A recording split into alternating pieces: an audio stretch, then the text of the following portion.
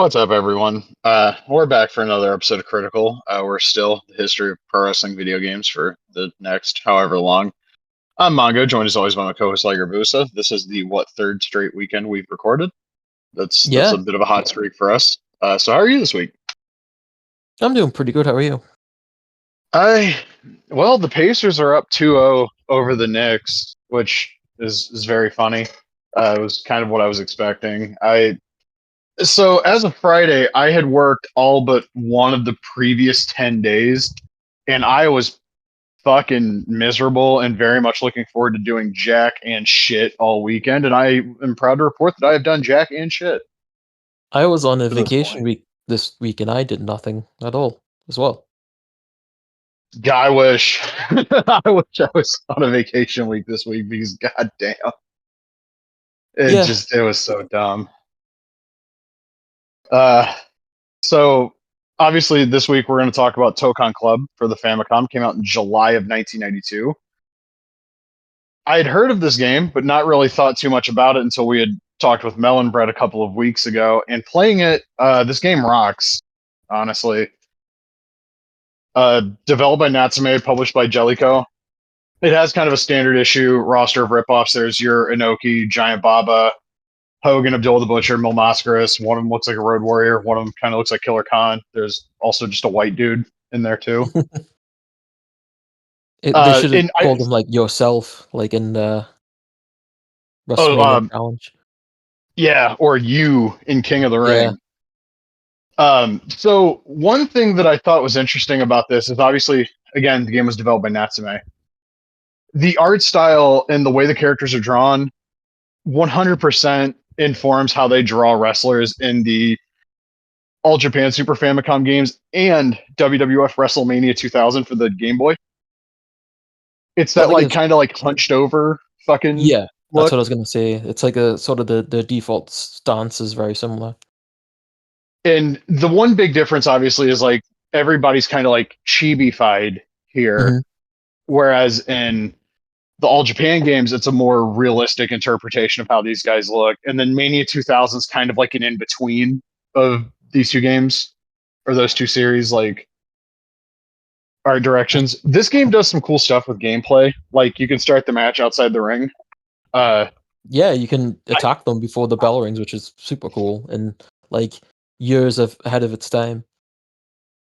yeah, the next time you get that is what Raw for the Xbox 10 years later. Yeah, I think so. You can also attack them after the match too, which I beat Abdullah the Butcher, and I didn't wasn't aware of this, and all of a sudden sort of attacked me with a fork, and I was like, what the hell? So yeah, that's Yeah, another thing. so the first match that I played, I got beat, and then the AI kept kicking my ass, and I was like, "Wait, are all the matches in this game 2 out of 3 falls?" And then it like just took me away from the match. Yeah, I was like, "Oh, that's interesting." Um, the gameplay, it's like a timing based grapple, and I don't know if I'm full of shit. I said this to you before we recorded or not. Once I stopped trying to time it like pro wrestling or Fire Pro, and I started thinking of it more in terms of like the All Japan games, I started having a little bit more success.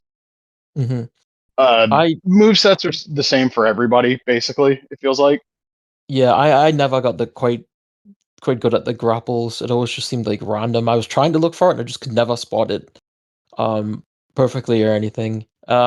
The biggest success I had was doing the attack and then doing a ground attack and then slowing them down that way. So I was like Hogan and he would have like the axe bomber and then you could do the leg drop and it's good when the camera rotates around because if you keep pressing the button to do the attack, then as soon as the camera rotates, you'll do it straight away. Which is very helpful when that happens. I also really like that gimmick of the shifting perspective. Yeah, it's a different idea for sure. And obviously, Natsume never brings it back for any of the All Japan games. Obviously, it's not back for WrestleMania 2000 on the Game Boy Color. Yeah, I talked about before, like with the release, like it's surprising they didn't try to bring it out on Super Famicom or maybe even Game Boy. But as you said, like the shifting perspective wouldn't have worked on Game Boy. It seems like an idea someone would have come up with like Virtual Boy, and it would have looked terrible on that, obviously. Oh yeah, yeah. Honestly, that or like it seems like you an idea you would get in like a really shitty like Super NES game developed like Yeah, for the American audience. yeah, I think it works here though. It's in the way it's done is nice. Like the little shifting, it gives the illusion of like three-dimensional depth, even though yeah. it's all clearly 2D sprite based stuff. Hmm. There's like a spirit or a rage meter that the first two times it filled up for me, I immediately got beat. So I don't actually know what the hell it does. From what I understand, it speeds your wrestler up, and it's supposed to make them not invulnerable, but like harder to pin. I know you said like it didn't work that way for you, so I'm not entirely sure. It seems to just be your typical like your spirit meter that's in various games where the more you get beat down, like the crowd gets behind you, and then you have fighting spirit, sort of like your Russian and All Star or whatever it may be. And Toukon Redstone as well. Yeah, exactly. I like this game a lot. I wish we could have got a sequel. Like Super Toukon Club probably would have went hard, but they got contracted to do all Japan, which is It's funny because there's a fake Baba in this game too. Yeah, and his animations are like the best. Like his model, it very much is Baba, like in that style. And I like when he attacks you, his hand gets big or his foot gets big. It just they did a great job with that. There's also like a did you see like the Glass Joe bump? Like Glass Joe from Punch Out. Yeah.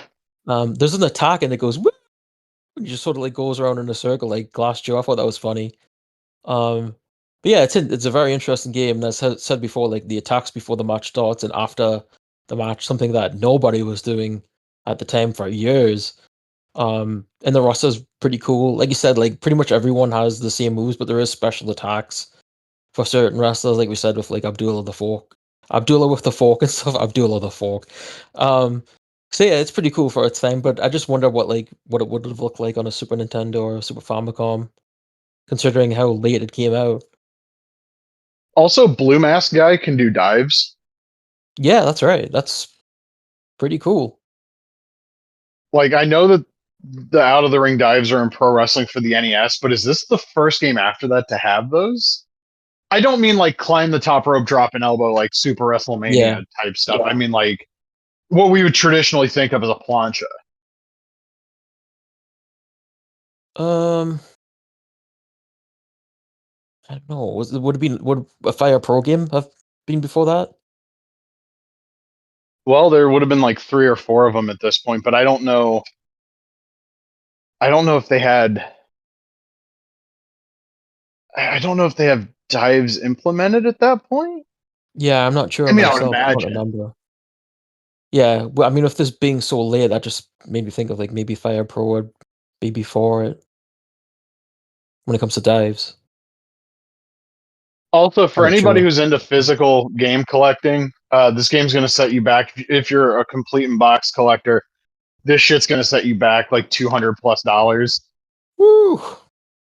I It wonder if it also was like looks a completely budget different. title when it came out, considering how late it A was. lot of the later ones were. It's my understanding, and also as we've learned, if something doesn't sell super well later in life, that shit is expensive.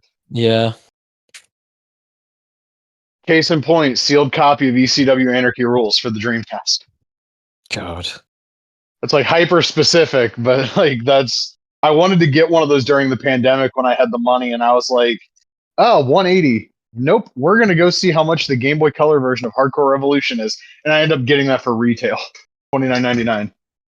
I sold like the PS4 Godzilla game for like over $200, and I had mine opened, and I was like, I didn't really enjoy it too much. It was like tank controls and stuff. There's a video of me playing it against Matt McMuscles on YouTube, but I'm absolutely terrible, and he defeats me easily.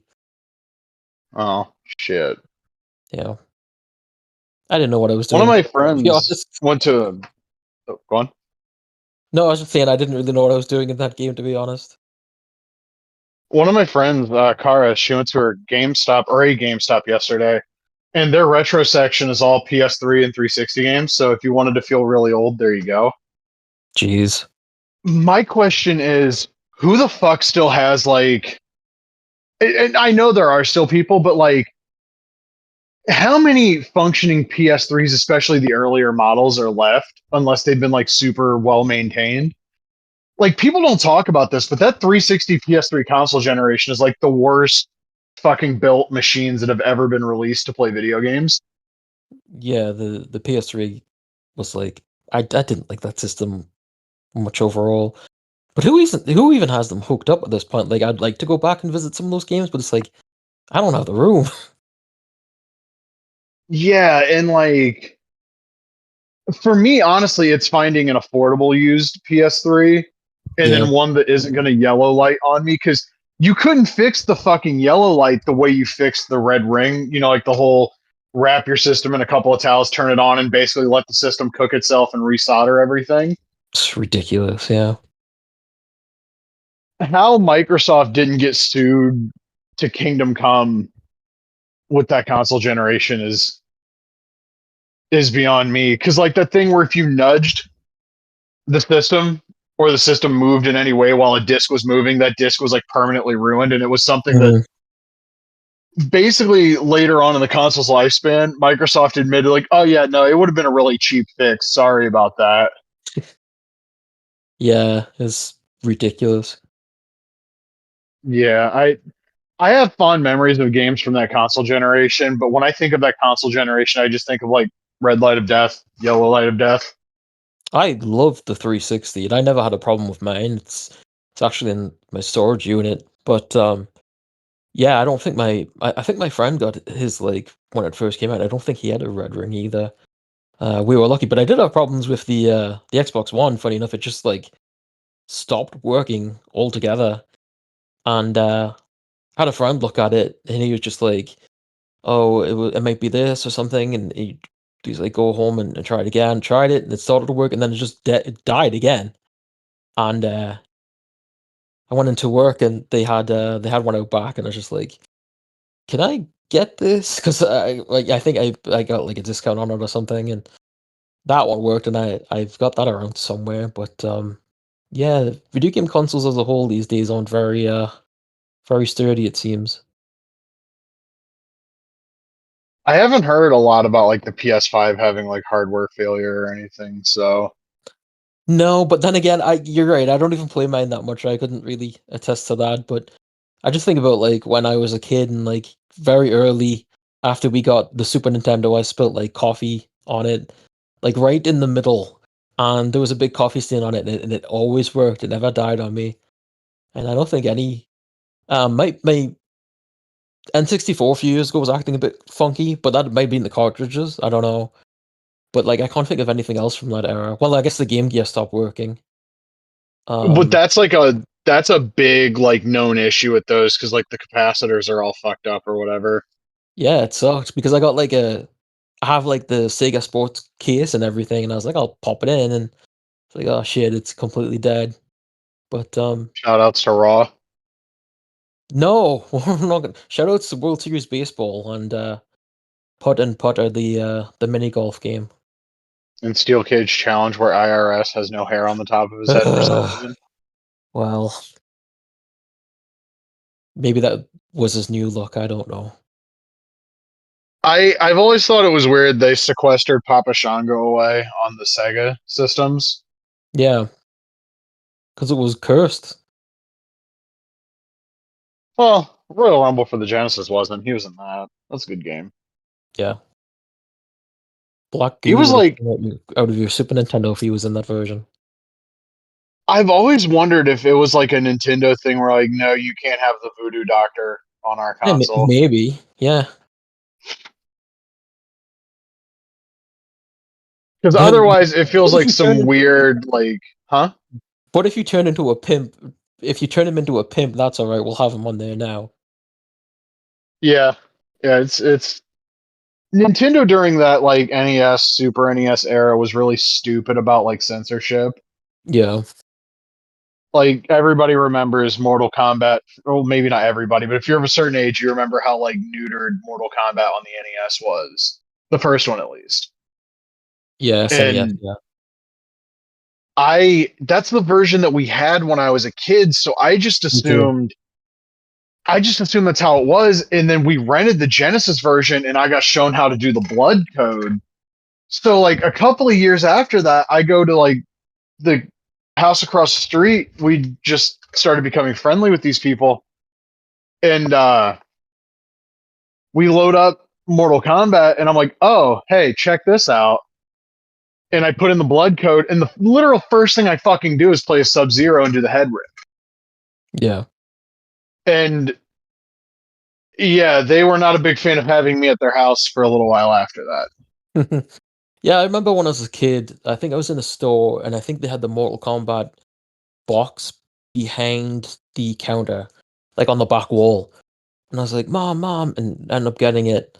And I remember as a kid thinking it was supposed to have blood, but like I didn't really think much of the sweat. I don't know, it never went through my mind as like, where's the blood? Because I just like the graphics and stuff and the music. I remember I used to have it on the menu screen forever because I loved the menu music. It's funny though, because I was watching the movie yesterday and I posted that it's about 30 years ago when it was on the movie network in Canada, which is like the Canadian like HBO. And I think this was like the first time my parents let me stay at home by myself when they went to like a friend's or a party or whatever. And I remember recording it on VHS because they were like Mortal Kombat premiere, and I loved the hell out of it. I just remember that was like almost 30 years ago, and I was like, holy shit, I'm super old. Yeah, I remember getting the animated prologue, The Journey Begins, I think is what it's Yeah. called, at Walmart back in the day, right next to automotive, they would have like this little what I guess retailers call like a four-way display now. And that was always the shit in terms of finding like stuff I was interested in because I got a couple of the Good Times WWF tapes there. Street Fighter 2, the animated movie, I got off of that four-way display, and I got that too. And I remember seeing the behind the scenes featurette for Mortal Kombat. And there's like one rehearsal shot where they're doing the fight scene and Robin Show had yellow pants on. Hmm. I want to say it was him. It was either him or Kerry Hiroyuki Tagawa. And I was like so confused in the final movie when nobody's wearing yellow but Scorpion. That animated prologue's fascinating though because they mix like traditional 2D animation with like super early like CG animated fight scenes. Yeah. If I remember correctly, that's included on the Blu-ray of the movie. That's interesting. I just assumed that shit never got released ever again I'm because pretty it's sure it such an is. obscure thing. I'll Yeah, have to look. it was definitely interesting when it came out. Um Question, who do you think is like the best um what's the word? I guess representation of a Mortal Kombat character within like the movies? Probably Robin Show Liu Kang. Um I don't know. I think it might be Sub-Zero. Cause like in the first movie, there's like a creepiness to him. Like when when he walks down the stairs to fight Liu Kang and that music plays and it's like some like horror music. And like in the second, I guess Annihilation is like a different character. So I wouldn't really count that, but at least he's got like the freeze. And like in the new one, he's creepy in that as well with Joe Taslim. Um so I don't know, maybe Sub-Zero. I've never taken Sub Zero as a character that was supposed to be scary, honestly. No, but I like that the movies like depicted him that way.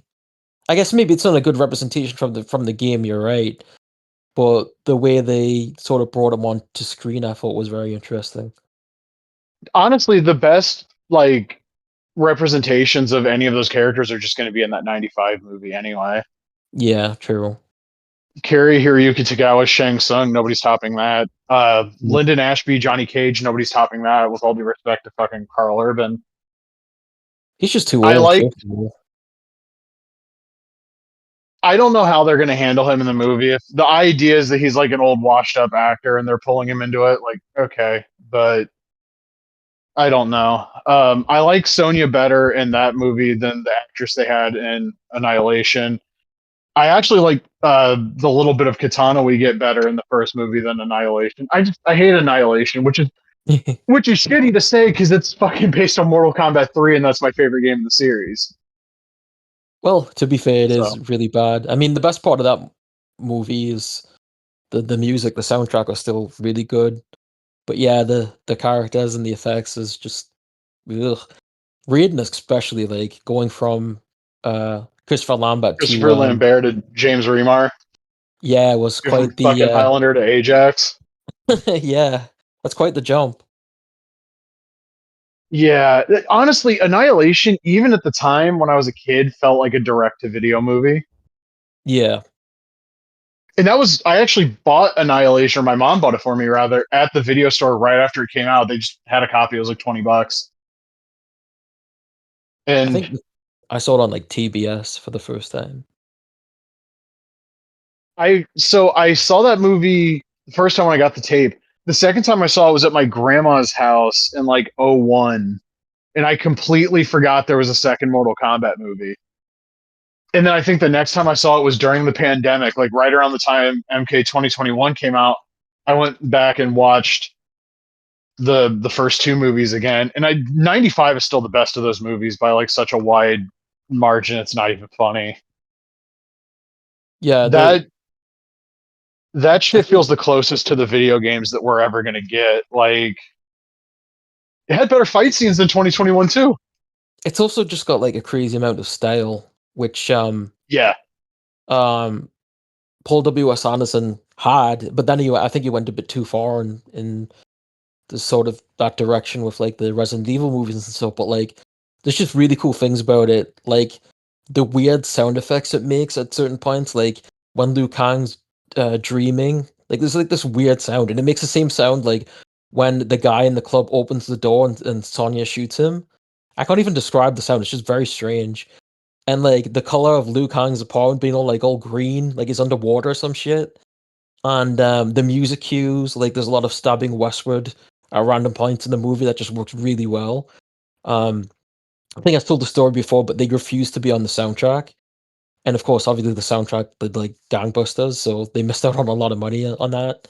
It's just yeah, it's just like full of style, and it's there's just things that I associate, funny enough, with Mortal Kombat, like the when Johnny Cage is doing the movie at the start, and he's like um before he says this is the part where you fall down, he does like the when you're doing the fatality and they're like stunned, he does sort of that. And there too, it plays like this musical like sound effect. And it doesn't appear in Mortal Kombat itself, but I always associate it with like Mortal Kombat as a whole, just hearing that sound. It's funny that it's sort of gone into the games itself. I mean, the actors were in Mortal Kombat 11, there were skins and they did the voices too, which was super, super cool. And I would love to see them do more of that stuff, but with a better game than Mortal Kombat 1 anyway. yeah, that's that game's pretty much done, huh? Yeah, yeah, They and then dropped the the DLC. definitive edition. And didn't Ed Boon say a few months ago, like, no, no, no, we're still working on content. Yeah, This game didn't fucking flop. What are you talking about? it seems that they're probably working on like Injustice 3 or whatever now. That's the thing that's being reported. And then I saw an Ed Boon quote, like, well, we're always working on multiple. Shut the fuck up, Ed. Can they not just do something different for once? Like I know it's WWB's thing to keep them like tied to fighting games, but like there's like a lot of talented people there that I'm sure I could do a different style of game and it would be really good. The thing about it is, and we've talked about this before, I do not trust modern WB games. Like, if they announced, even if it was a remake of Shaolin Monks, I do not trust WB games. Right. And honestly, at this Yeah. point, I don't know that I trust NetherRealm either. Like Ed Boon has made some absolutely dog shit creative decisions on the last three Mortal Kombat games. So Yeah, I mean, if they started a Shaolin Monks remake too, there's also a chance that it could just get shut down halfway into production. So yeah, I mean, MK1 sold 5 million copies, and apparently they're disappointed with it. So Well, yeah, it's like, what do you want? They're always disappointed by video games. Yeah, I want to be excited for Mortal Kombat 2 when it comes out. What is it, October? Yeah, I have a really bad taste in my mouth with anything Warner Brothers related. I say on the day of an AEW pay per view that I bought on Amazon Prime Video, but like a lot of what they do feels like very surface level, and if you go any deeper, it just feels soulless. A lot of it, at least, not all of it. And Mortal Kombat's got such a shitty track record with live action movies anyway. Why don't they just push out some more of the animated ones? yeah, they were fun. But like, Like, I'm looking forward to it from what I've heard of it. Um, I'm not expecting like a great movie. I mean, I didn't expect that from the last one. I just want some fun for like an hour and a half or something, 2 hours. Um, I mean, as far as WB goes, I'm looking forward to that. I'm looking forward to Superman, obviously, for uh for this year.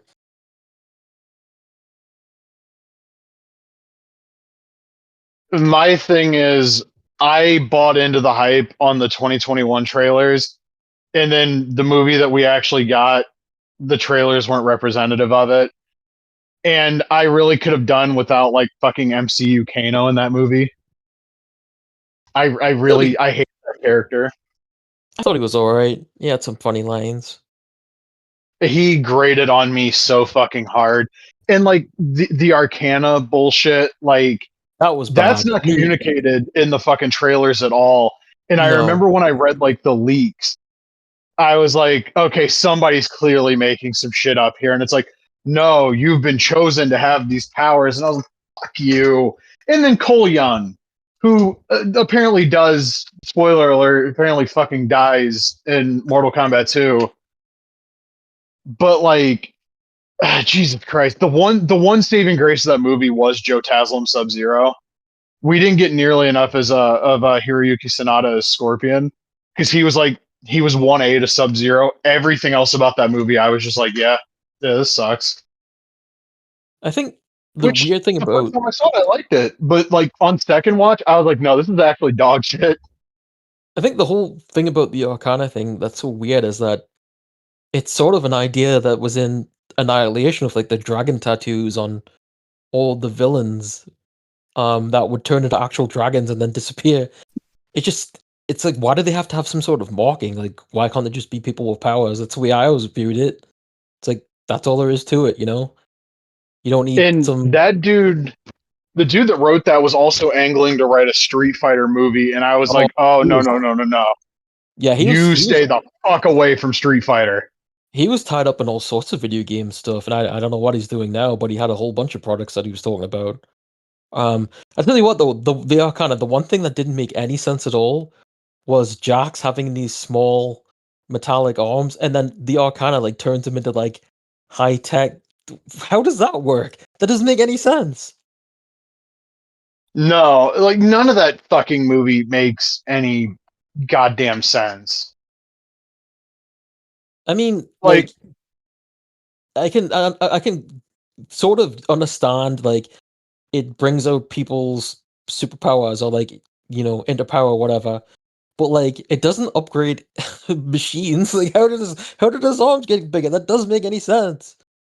it didn't need to be there. Nobody ever asked why the fuck Liu Kang could throw a No, fireball. no, you just accepted it. That's just what it was. And around the time of that movie, there were a lot of people like, I really hope we get origin stories for all of these characters. I mean, it's No, only a 2 hour movie. Bitch, I do not need a two. I mean, I'll take a 2 hour Sub Zero movie. But like, I don't need a 2 hour fucking Kano movie, because that was something people were really like, oh, I wish we could get a solo Kano movie. Fuck you.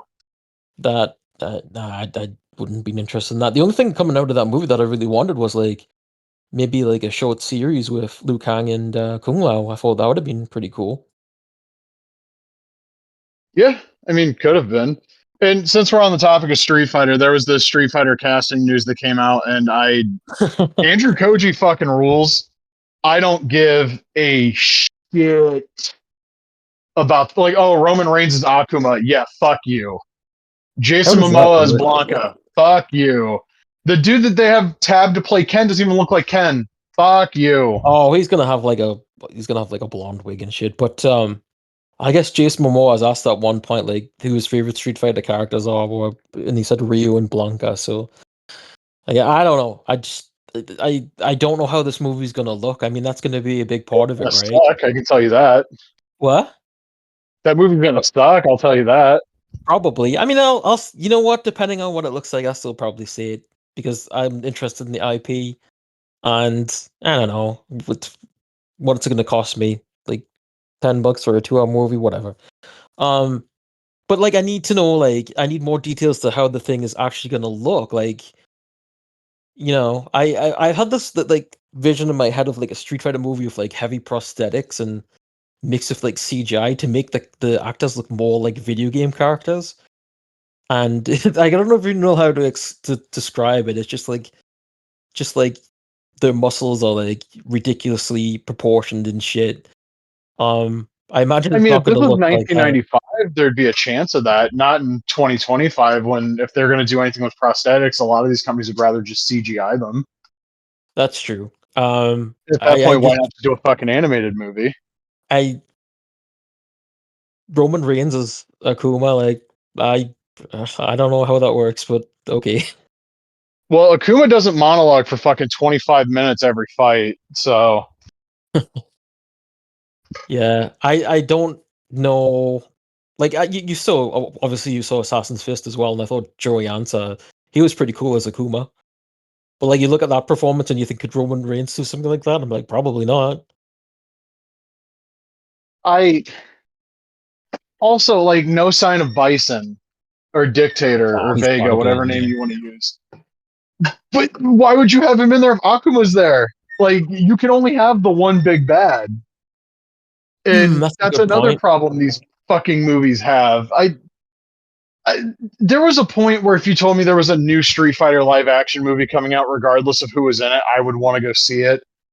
I have grown so fucking cynical about adaptations of shit that I like that I could just stay home and watch Street Fighter 2, the animated movie, Yeah. and I would be just fine. Same thing, like I could just watch Mortal Kombat 95. I have a DVD version of it that I may or may not have bootlegged off of a copy I rented from Family Video like 20 years ago. For Come legal to purposes, I'll say may not have. come to think of it, actually, I wouldn't be surprised if M. Bison isn't in it and they set him up for like a sequel or some shit. And Street Fighter, which famously always delivers on like sequels and shit, right? Like Yeah.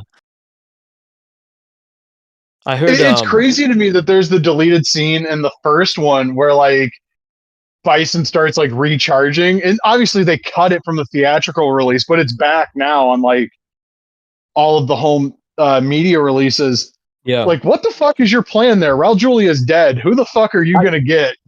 I honestly I didn't even know about that scene and I've watched the movie on Blu-ray. I was watching a reaction of the movie and that came up and I was like, what the hell is this? It's like I had no Yeah, idea it's this like a was post it. credit scene. Yeah.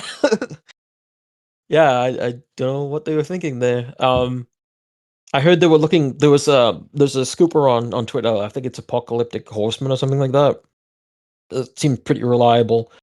And he was saying they want like the dude from Reacher, they're looking for someone like of his type for Guile, which that one at least makes sense, I think.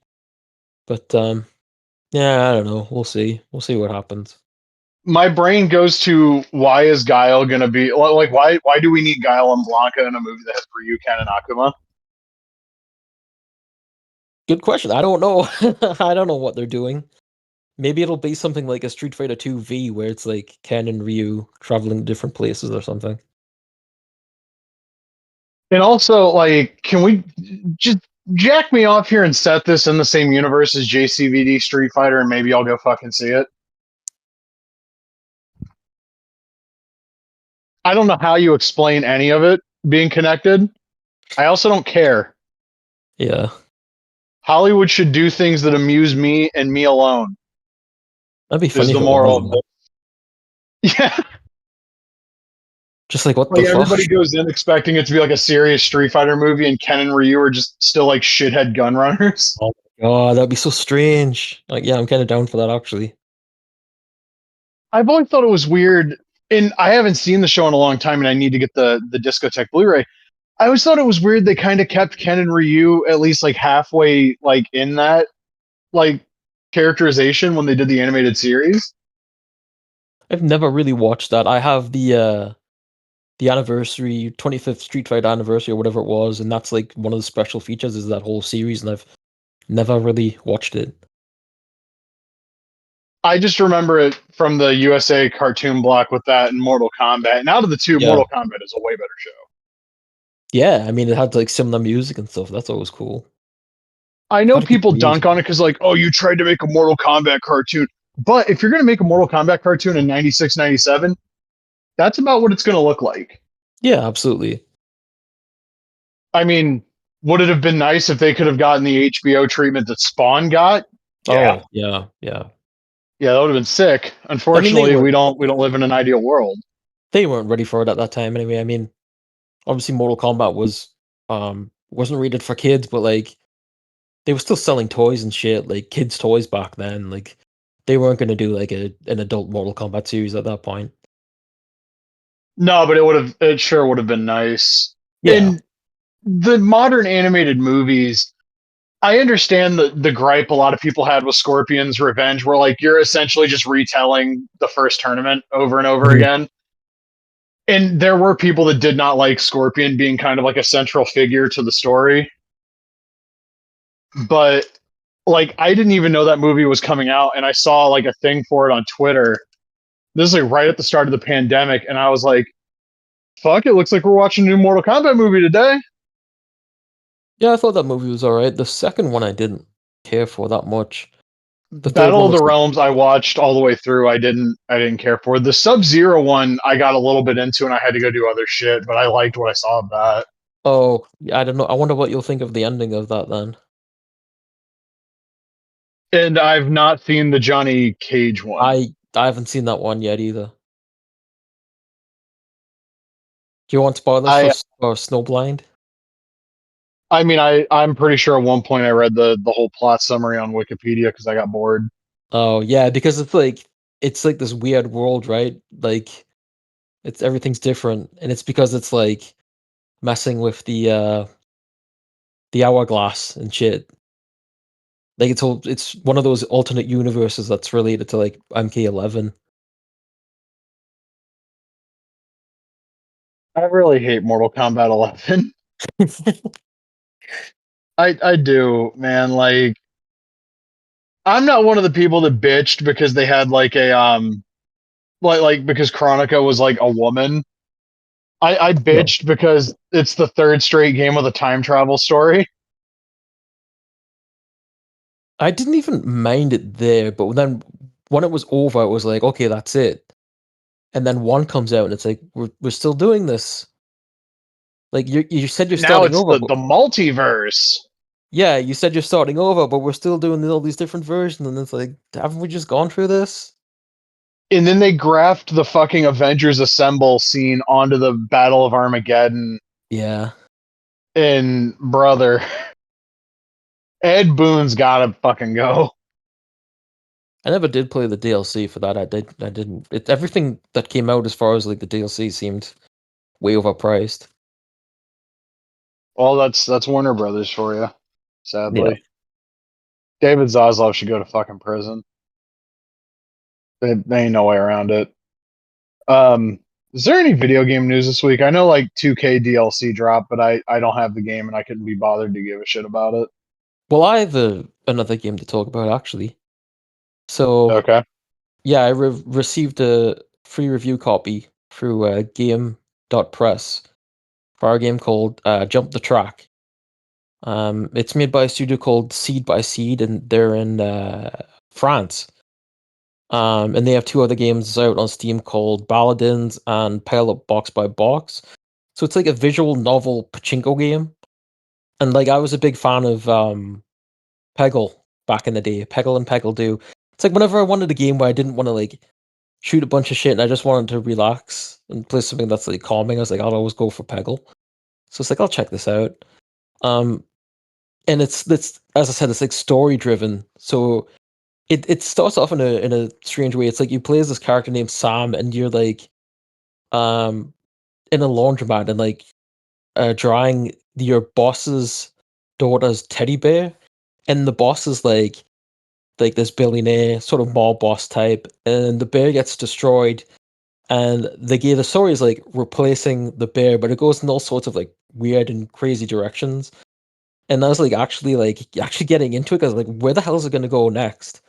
And so you pachinko games, it's like you need a certain amount of points, so you'll try to earn them through that, or there's blocks that you hit and they're choices.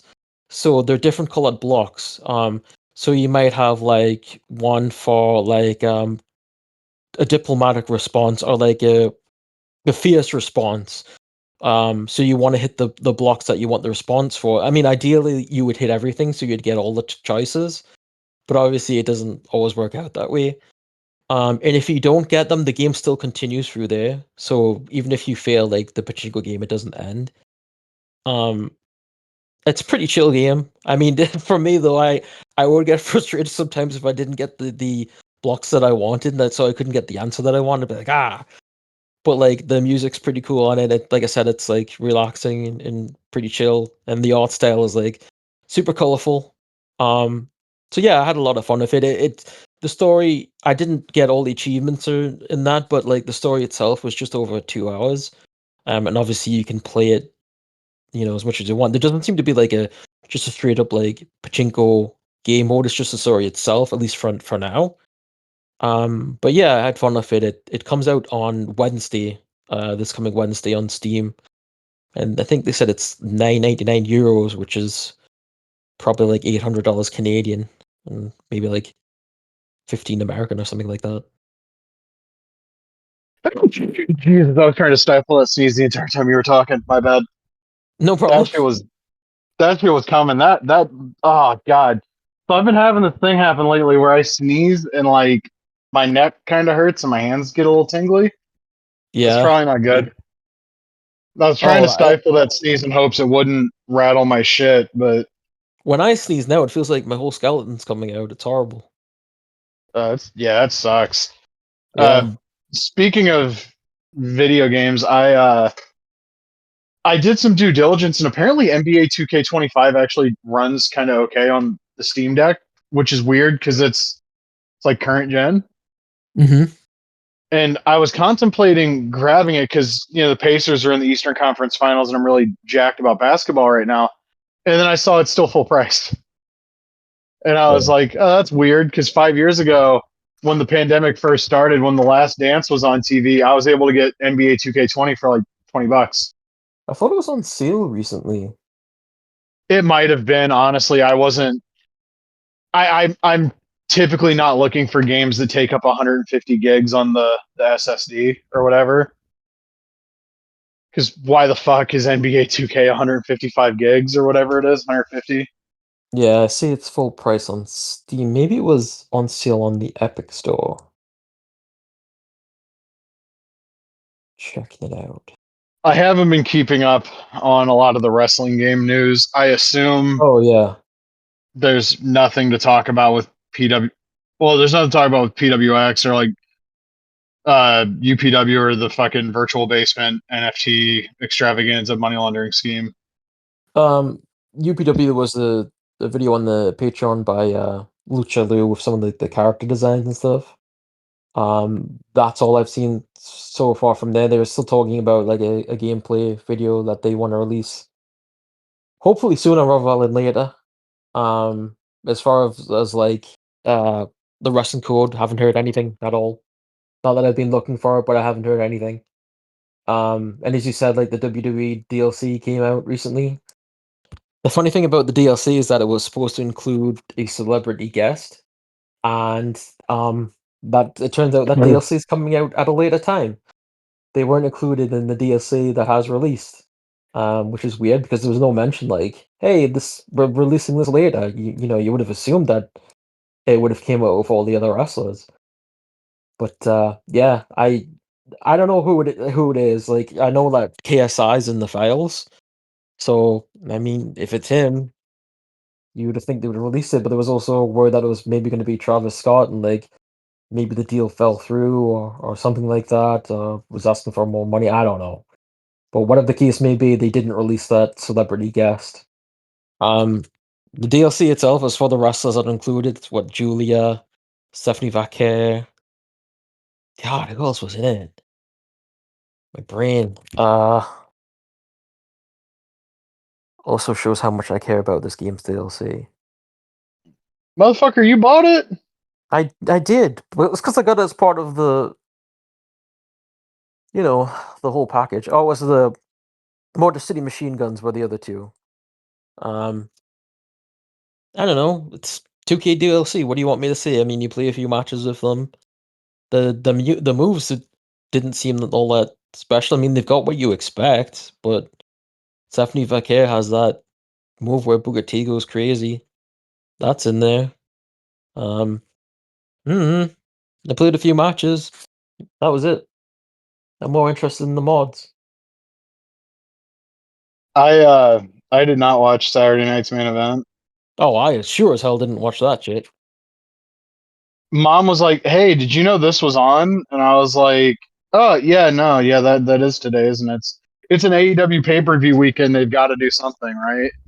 I did Um, see Zelina Vega 619, which everyone seemed to be so talking about. my cousin told me it was the code red, and I was like, I saw the clip of the code red. It couldn't have been that. And then I saw the 619 clip, and I was like, "Oh yeah, this goes back to what Dusty said to Boss Man when he did the fucking power bomb and almost killed one of the Mulkeys. Don't do shit you can't do or don't know how Yeah. to do." I saw the clip of fraudulent Phil doing a code red, and like, you know, it was really strange. I didn't see any clips of him doing any masturbatory Bret Hart Diesel spots, given that they were in the building where Rumble '95 happened. Yeah. I heard Yeah, um I heard Jesse Ventura was really good because he was talking about how dumb it was that the cage match you can just escape the cage. Because that's always been a pretty dumb rule in WWF. So he was like going on about that. He's like, why didn't he just bring his limo driver up to the ring and or something like that? I don't know exactly what he said, but he was complaining about it, which sounded pretty funny. Um, Jesse was great on that Cody and Kevin Owens match in December. I yeah, was, yeah, that was fun stuff. Um, yeah. the other thing that people have been posting like nonstop this week was the when Julia was standing above Charlotte and she does the thing, where you put both feet on the sides of the opponent's head and like you like twist. Oh my god, yeah, like one of the oldest spots in wrestling. Yeah, people were really going on about that. Because of two reasons. One, Charlotte didn't react to it, and number two, the crowd made no reaction. It was dead silent. And I was It's just like, WWE. it's like, what are you expecting from that move? Like, are you expecting a big reaction or something? I don't know. Just the reaction to that seemed very strange to me. I I've said it for the longest time. The WWE crowds don't react to like wrestling. They react to like they react to like finishers, dives, and 2 count kickouts because they've been conditioned for like 20 years now almost to believe Yeah, that's the only shit that matters. And yeah. I even if you go back, like when that Minoru Tanaka dark match surfaced, he's hmm, doing like the dopest shit, and that crowd doesn't care. nope. And it's like, do that exact match on Nitro, both guys get jobs immediately.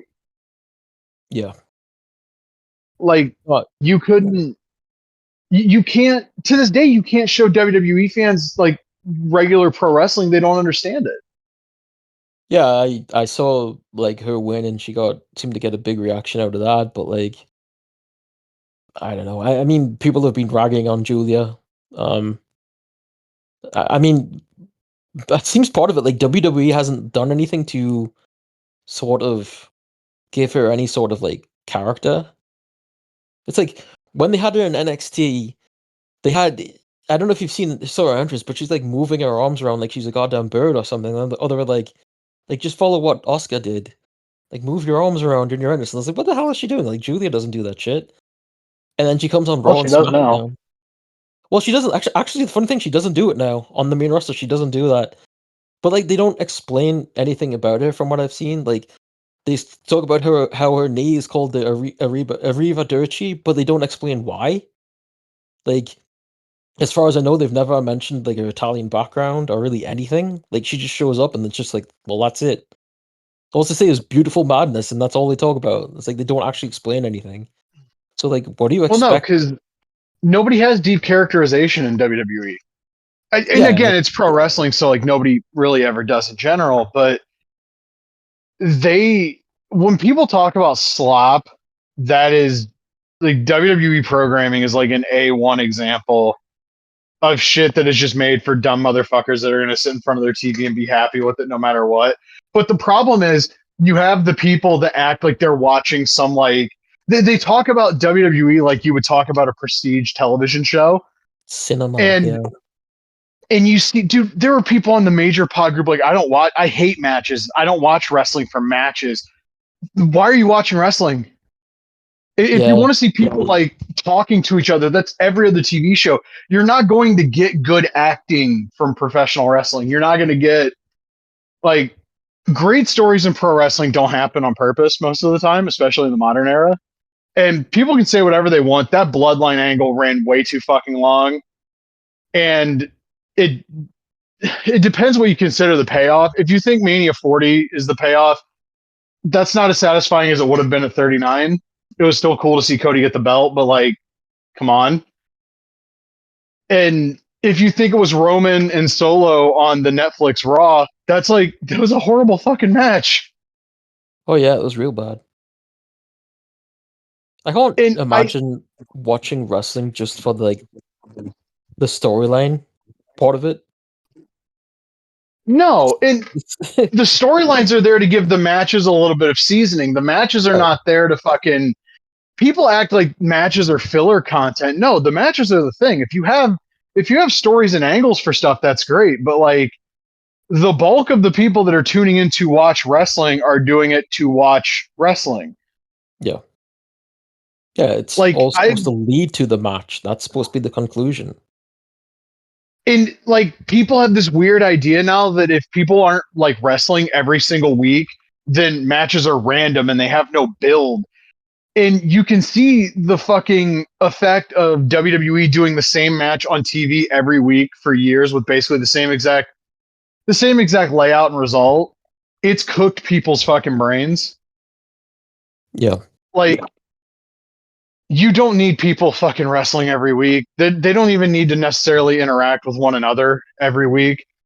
If you showed somebody an episode of Raw from like 1999, they probably would be flabbergasted by the fact that like there's matches and they're not talking about how like Val Venus and Al Snow have wrestled each other for the last 6 weeks on Raw. You could show one of them like an episode of Nitro from '97. There's minimal storyline development. Doesn't matter. Crowds are still hot. Match is still good. If you showed like a new fan an episode of like 1999 Raw today, I'm sure they'd love the fact that it was so storyline and like angle heavy. And like they'd love the fact that the matches are so short. But they Yeah, would hate it. '99 Raw was a horrible example. We'll say Well, no, no, '97. no. I think they would hate it though because it's dated. Like there's people that can't watch anything that they consider old footage. Like, oh, it's like the conversation I saw about Grand Theft Auto 4 the other day. It's like, oh, we can't play the same game for like 20 years. And it's like, well, you're not playing the same game for 20 years. You're moving on to other things. You can still go back and enjoy those. Oh no, it's dated. I can't play it anymore. Why? There's people that talk about wrestling that way. That's what I mean. Yeah, I'm talking like specifically. There are people that I remember in like 2017 that were like, I can't go back and watch the old like Danielson ROH title matches because they were so long ago and wrestling's changed so much. And I'm like, how does that mentality work? Do you not go back and watch old TV shows? Do you not like read old books? Do you not? And some of it also is like younger people just typically don't like interacting with anything that's older than them or that they true. perceive to be old, which is a mindset I cannot fucking fathom having. As I look at a Blu-ray shelf in my room that has Inoki and Tiger Mask and Jumbo Tsuruta and a whole bunch of other shit that took place before I was born. Or as I walk past my bookshelf and there's a bunch of DC compacts, some of which are from before I was born, or like that Spider-Man book on the couch that's all stories from before I was born. I don't get it. Like you need to interact with old media or else you're not gonna fucking understand how we got to the point we're at now. Yeah, And I don't get it. also there's just the people that only want to interact. We talked about this a little bit with Ray last week. The people that only want to interact with the most popular thing, which Yeah. is horrible for like your development as a person because if you only consume the status quo most popular thing, you're not taking in the rest of the culture around you. Yeah, it's a mindset I've never understood. If it's something's the most popular, that means it's the best. No, that's not how it works. WWE was not better than All Japan Pro Wrestling in 1993 or 4 No. or 5 or 6. Maybe 90, no, not 97 or 98 or 99. 2000 though. 2000 they had a run and All Japan fell off a cliff for a little bit. Actually, All Japan's still good after the split because they get 10U back. Anyway, um, figure news as we Oh, actually, blow through this episode. one other thing Oh, in regards to wrestling. Did you see the clip of the Stardom roster this week on the variety no, show? Oh I my don't. god, I'm not it's on Twitter, dog. I don't. yeah, but it must have made its way over to Blue Sky as well. I'm sure it probably did. I don't really see any stardom on my timeline over there. Oh, then you're doing it wrong. Yeah, they were on Uh, some like variety show or something, and they were like singing and dancing, and it was pretty funny. It's cool to see like current Joshi's on a variety show like that, and yeah, it's good to see. Hopefully, it continues. I really like Bull Nakano.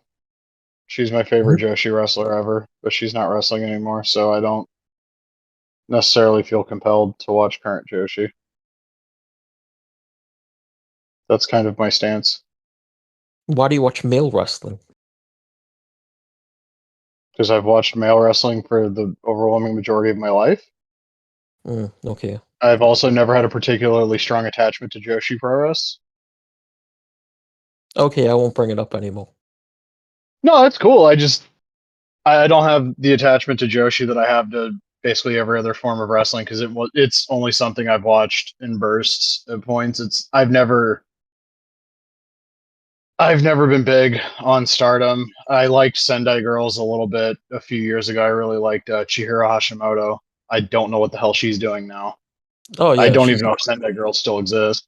yeah, she's still there. She wrestled Micah on the Stardom show. The big show a few months ago was a really good match. I liked that she used to call her German suplex Albright. Oh yeah, she still does. Yeah. Okay, I didn't know if she still did.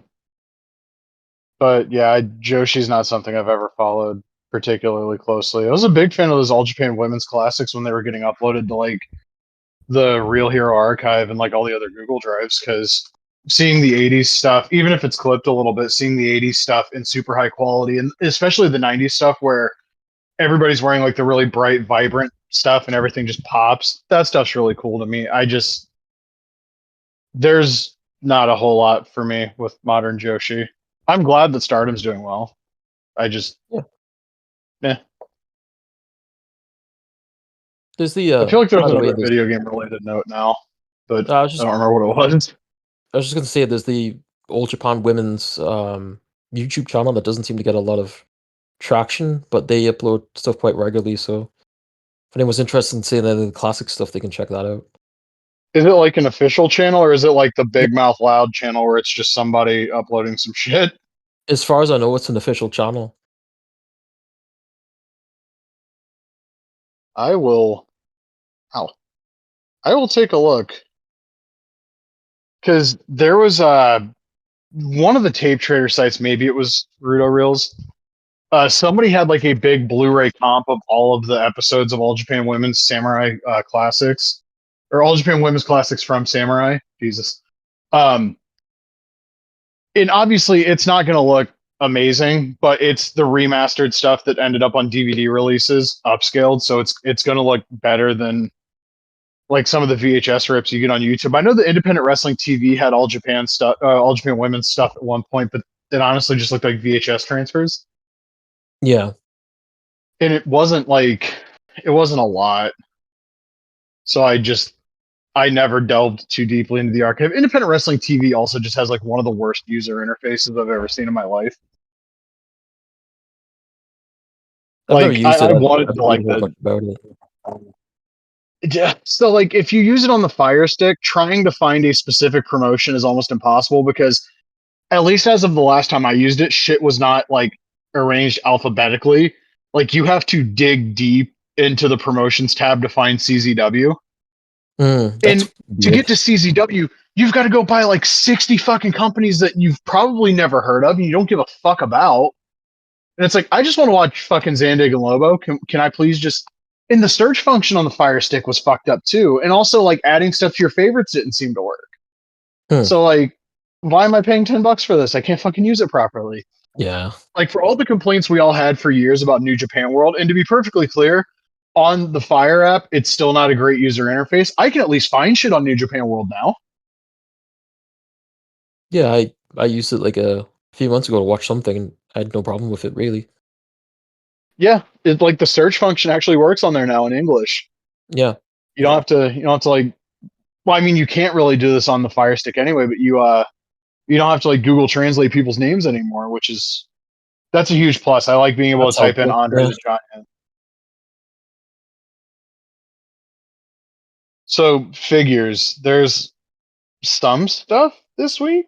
I know Mitch put his Jake Roberts figures up, and I'm really kicking the tires of getting the Mania 6 one because that's a cool attire. Um, I don't remember what specific event the quote unquote 91 version is based on. It's like the white tights with like the naked woman with the snake wrapped around her. Is that WrestleMania 8? Yeah, actually, I'm pretty sure that's what it is. So why does it say 91? That's 92. Maybe he wore it somewhere else before that. I don't know. And maybe. And then the other one's like black flame tights with the cobra. Apparently, the snakes are going to be bendy, which is cool. I also think the snakes are just way too big. Like the Hmm. Hasbro one feels like a little too small. These ones look a little too big, but whatever. Great likeness on him, way more accurate body.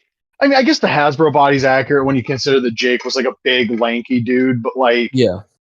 he really seems undersized compared to a lot of him and Rick Rude both from Series One seem really undersized compared to everybody else in that set. Yeah, I agree. He did a live. You sent me the link to it. Wrestling Figure News sent me a link to it. I didn't watch it, but like basically from what both of you have said, it was the same live as last time. He had the Godwins like with the updated like denim wash on the overalls. Apparently he said October pre-order for those. We've talked about this. I think leading with the Godwins on your pre-orders is a fucking terrible idea. Yeah. I would rather have opened he I would have rather he opened with Ahmed and Gangrel or I mean Mongo probably wouldn't. Mongo and the Rougeos are like real deep cut for the sickos type pre-orders, but like those guys would all probably do better than the Godwins are because I he has like this weird fucking fixation with the Godwins that I'm still not fully understanding. I think like he just became really good friends with him when he signed them. So he's like, I'm gonna make them every way. I can't imagine they would have been like top sellers or anything like that. Well, I remember when he did the first ones, people were like really hooting and hollering about getting the Godwins in that form factor. Woo-wee. Yeah. And then you see the zombie Henry Godwin and it smokes even the updated Mitch ones. And I can't imagine. I can't imagine there being a world where we need four different retro Henry Godwin figures. Well, when do you think he makes like the WCW Tex Salinger and whatever the other one Tex was. Slazenger and fucking Shanghai Pierce would be ones I'd be Yeah. halfway interested in. Yeah, that's what I'm saying. Like, if you're to do any, that would be probably like the coolest ones you could do. I'm sure I'll get to them eventually. Probably. Was there any other wrestling figure? Oh, Zombie Sailor. By the time you're hearing this, it might already be done. Big restock Memorial Day weekend sale. I really was looking at those Power and Glory and the retro Abdullah. Hmm. Haven't pulled the trigger yet. Maybe I will. Maybe I won't. I don't know. I did see the Abdullah and the Power and Glory in person at the toy department last month, and the 2-pack Power and Glory are so much better than the single figures, and the single figures are really good too. And of course, the Abdullah is the best Abdullah the Butcher figure ever made until the Pinnacle Collection one's in hand, probably this time next year, if I'm being honest. Right. I still don't anticipate. Like, I know he hoped to get them in quarter 4, but we've all hoped for a lot of things with a lot of these independent lines, and they almost never come to fruition. I And with saw that. like the constant like push pull of the tariff stuff, like Yeah, stop ridiculous. and go at the factories and shit, like there's going to be delays on a lot of this stuff. This really isn't the fault of any of these people manufacturing the figures. No, I saw that. WrestleFeds was asked about the Savage, and they had a response recently, which was kind of surprising because they haven't really followed up on anything since they showed off those bulldogs. And I was sort of like questioning if the line still exists, but I guess there's still a goal. Did they give any indication when they would be doing the pre-orders for Bulldog, or when we would be seeing Tatanka or Savage? Let me double check their Instagram here. I think it's actually been a while since they've had a actual post. The last thing they had was like coming soon, with the Savage logo, the stars, and it was actually 2 weeks ago. They said early next year we'll show off some render soon though, and I don't see anything regarding Bulldog or Tatonka. Interesting. Latuni is doing Halloween Saturday night's main event Macho Man. Apparently he signed somehow got the rights to Elizabeth, so he's going to do the Tarzan and Jane Macho Man and Elizabeth. Sure, why not? At this point, man, I have to respect somebody lighting money on fire in such spectacular fashion. I love it. Like I said it before, like I don't have any interest in anything he's doing, but the fact that he's making it, I think is pretty cool. Yeah, do whatever you want. Like, if he's independently wealthy and he's just like, fuck it, I'm going to make some stuff I've always wanted to have, and if people buy it, they do. Like, that's cool. Like, Yeah, if that's the scenario, God bless. If it's not, brother, please stop now. yeah. Everybody that got the retro size LJN Macho Man in hand have said that thing is incredible. No, that's good I'm to like hear. I right mean, on the verge of buying the SummerSlam '89 Savage, because that's such a unique Savage attire and that he only wears it once. yeah. If he's doing like unique products and also of quality, I mean, excellent. He can do whatever he wants. I still still bring up that Inoki though. Like that's really fucking weird, and I sort of love that most of all. I keep like circling J&J figures to see if they have the big rubber guys Axe and Smash for pre-order, because I kind of wish I didn't miss out on those, but at the same time, I'm not like heartbroken if I don't end up ever getting those. They look really cool. You know what I mean? Weren't the majors having their own sale this week as well? I think I saw something like 20% off, something like that. Yeah. Yeah. Um, I forgot the Rick Martel's not actually in stock yet. That's still a pre-order. Oh shit. You know I that know they've got like the Harley race in stock. I know that also all of the wrestling collector shop exclusives, given that they've filed for bankruptcy, I think those are all going to be collect major from now on. right. So King Haku, which I got rid of my Andre, so now I'm gonna feel really dumb if I buy King Haku. But King Haku is coming at some point. That I can't remember the name, but that brand that was doing the Kendo Nagasaki, they showed off their prototype. It looks horrible. Like even for a prototype, you expect a prototype to have some quality to it, but it just looks really, really bad. And I did the conversion, and with shipping, it would cost me $100. So there's absolutely no way I'm going for that one. Yeah, no, that's insane. Yeah, Um, I guess let me go check. I don't follow the majors on Instagram anymore, so like any sort of like weirdo reveals, I just kind of miss out on. Give me one moment to. the title belt. I think they reworked the Paul Orndorff a bit. Maybe we had talked about this, but I think originally it was like two both arms were in the same direction. I think one's now higher than the other to hold like a mirror. Huh. One second here. Oh, we saw like more renders of the Title Run toys jumping bomb angels. Those look really cool. Yeah, sorry, it wasn't Title Run that was doing the Orndorff. It was somebody else. The Galoob was what I'm thinking of. But Oh, top rope. yeah, to say I always get those two confused. Yeah, those jumping bomb angels are like really, really cool. I'm actually really This interested in fall. those. Okay. Um, yeah, like I said it previously, but that's such an out there figures to make, but in a positive way. It's not like a wrestle crap thing or something goofy like that. It's like what was a really good tag team in the 80s, and to see them, you would never expected them to have figures. So to see that, I think, is an excellent thing. And yeah, I'm super interested in those. But I I need the glamour kind of girls wish they too. were getting. I kind of wish they were getting big rubber guys, big rubber gals, Yeah, because that'd be cool. they would fit more with that like era. Oh yeah, absolutely.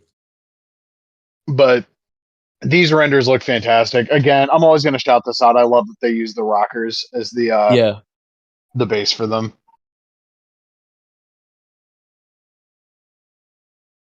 I should sh- Oh shit! should One of my friends just sent me a link to a new 1998 mod for MVP Baseball 2005. Oh nice. I should say that a few days ago I got the Great Muta Ultimate Edition. And I put some pictures up on my socials. If anyone wants to check them out, I compared it to the Bandai, and yeah, it blows the Bandai out the water. I mean, the Bandai's got such like a generic facial expression and sort of weird color eyes, and it's got the pants are like sort of off colored. Yeah, the metal is not surprisingly it's a lot better quality figure. I really like that figure. I just, if you were going to give us the mist effect, could we have gotten a little bit better neck articulation on that thing? Yeah, So I could it's have him frustrating. like with his head up, you know? It's frustrating too because I kept falling out when I was trying to like take pictures of it and stuff. Um, Yeah, there's like, you have to figure out which way it's meant to be, because you can slot it in either way, but one way it's going to stay a little bit better than the other, which I think is just make it a head with the mist attached, because you're yeah, never going to use the blowing the mist head without it. no, exactly. Which goes back to my whole thing of like, why are we still doing removable accessories for shit like that, or like sunglasses or bandanas? Yeah, I mean, I hate like I generally hate removable accessories because they always fall out. I like fall on the floor and then I have to try and search for them or something. I'm not a fan of them. Yeah, my NECA Jack Kirby fell off the shelf the other day, Oh no. and I cannot find the fucking pencil. So Well, he's not drawing anything anymore. unfortunately, yeah. Um, so we saw the full reveal of Storm Arena Sagat for Street Fighter Alpha 3, and Big Bad Toy Store has him for pre-order. He is $3 more and does not have the tariff surcharge. So just base price, he's $3 more than Jada Sagat you get the exact same amount of heads and hands. You get a different effect with the Storm Arena. You get the Tiger Raid, which is like the kick super from Alpha, as opposed to the Tiger Shot, which you get with the Jada figure. I think the Jada figure looks great. You put it next to the Storm figure, and it's like no fucking contest. Yeah, The I level of sculpting and paint and detail on that Storm figure for only $3 more is ridiculous. I put them side by side, and yeah, the Storm was very impressive. I think what I remember most about it was like they had very similar, almost identical facial expressions from what I saw. Yeah, But that's why I yeah, did the post on Blue Sky where it's like the scar pose. yeah, yeah. But the you're right. The Storm is just overall just looks better. I did find this the Canadian store called ages3andup.ca that has the Ken and Rio up for pre-order. The Ken's actually sold out, so hopefully they'll get the Sagat on there, and I might pick it up. I think it's a bit more here for them, obviously with shipping too, but like not like crazy expensive or anything. So we'll see. That's not the site that had them for like 50 before shipping, right? 47.99, Uh, and I think the but that's shipping's probably like what, like 30, 37 or 38 USD. yeah around there. It's not too bad. Yeah, and the It's not shipping's like great. I think it's like $11. I mean, I'm not. That's not too much, you know. It's like that's okay. Oh, people have started get like influencers have started getting the Ken in hand. One interesting thing that I heard from the reviews, the butterfly joint piece is kind of like that soft rubber like silicone like they do for the upper torso pieces on the regular Storm figures, Hmm. which should allow for even better range of motion on these.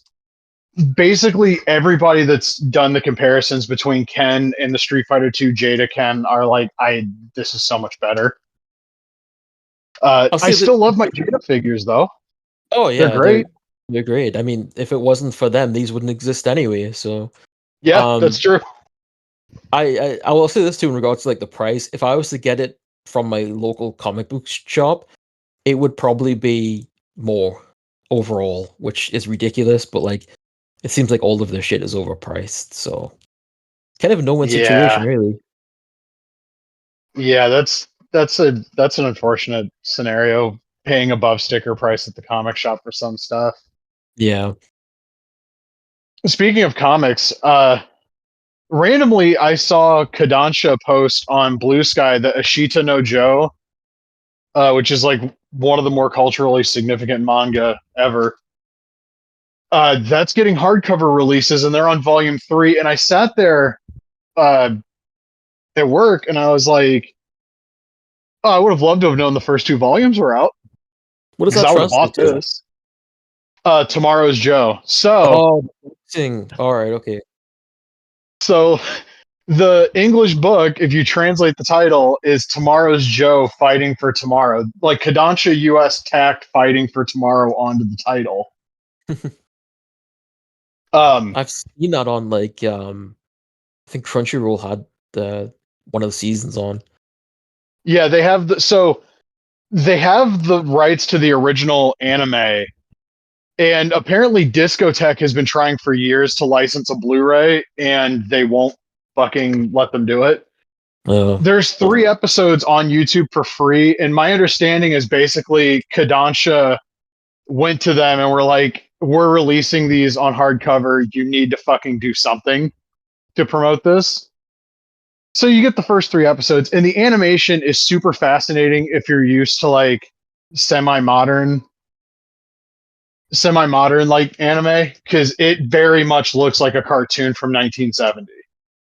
Yeah, I was gonna ask like how it compares to Hajime no Ippo, but obviously that came out years after Tomorrow's Joe. Yeah, Hajime no Ippo is like light years ahead in terms of animation, but it's also like 20 some odd years in the Yeah. future. Um, I did read the first chapter of Ashita no Joe because Kodansha had it available for free on their website.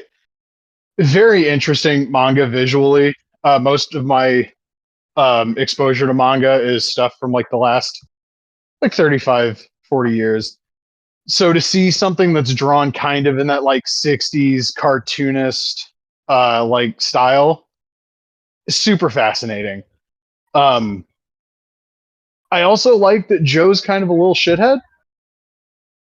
He just seems like a more relatable character than some of the other characters I've seen, like main characters I've seen in other manga I've read. I have the first two volumes on order from In Stock Trades.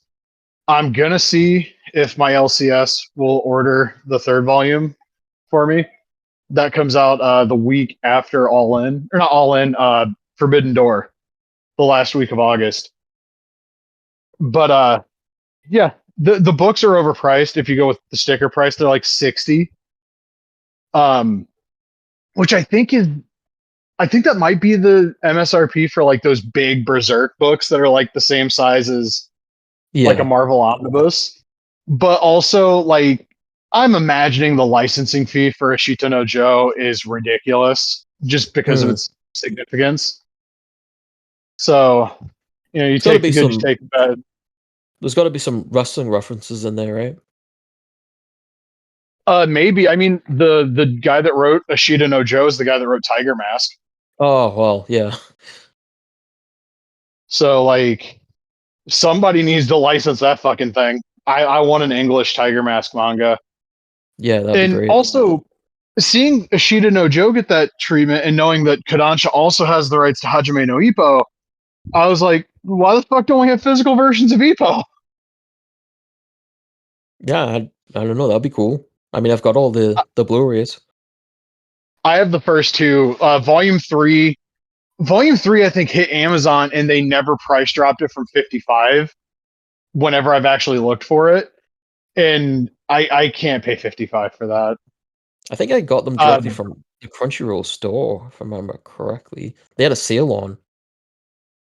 uh, yeah, that probably would have been. In my experience ordering from the Crunchyroll store, they're very fast. Yeah, I don't Um, remember taking long that long at all.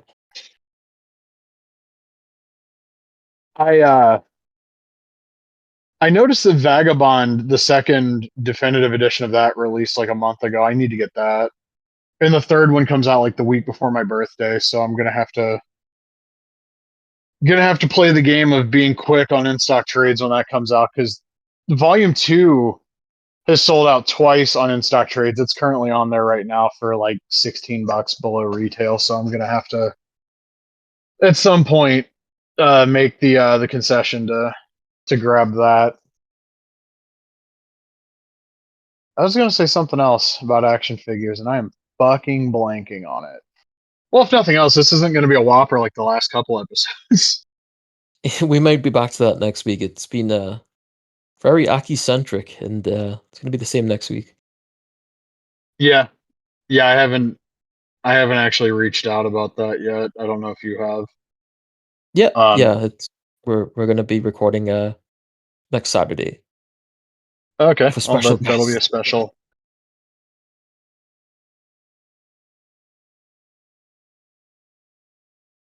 I want to have like Oh, Sanders keel on and just have him like eat an apple for an hour or something. have you noticed there's no ringside pre-orders for the AEW line? I did not.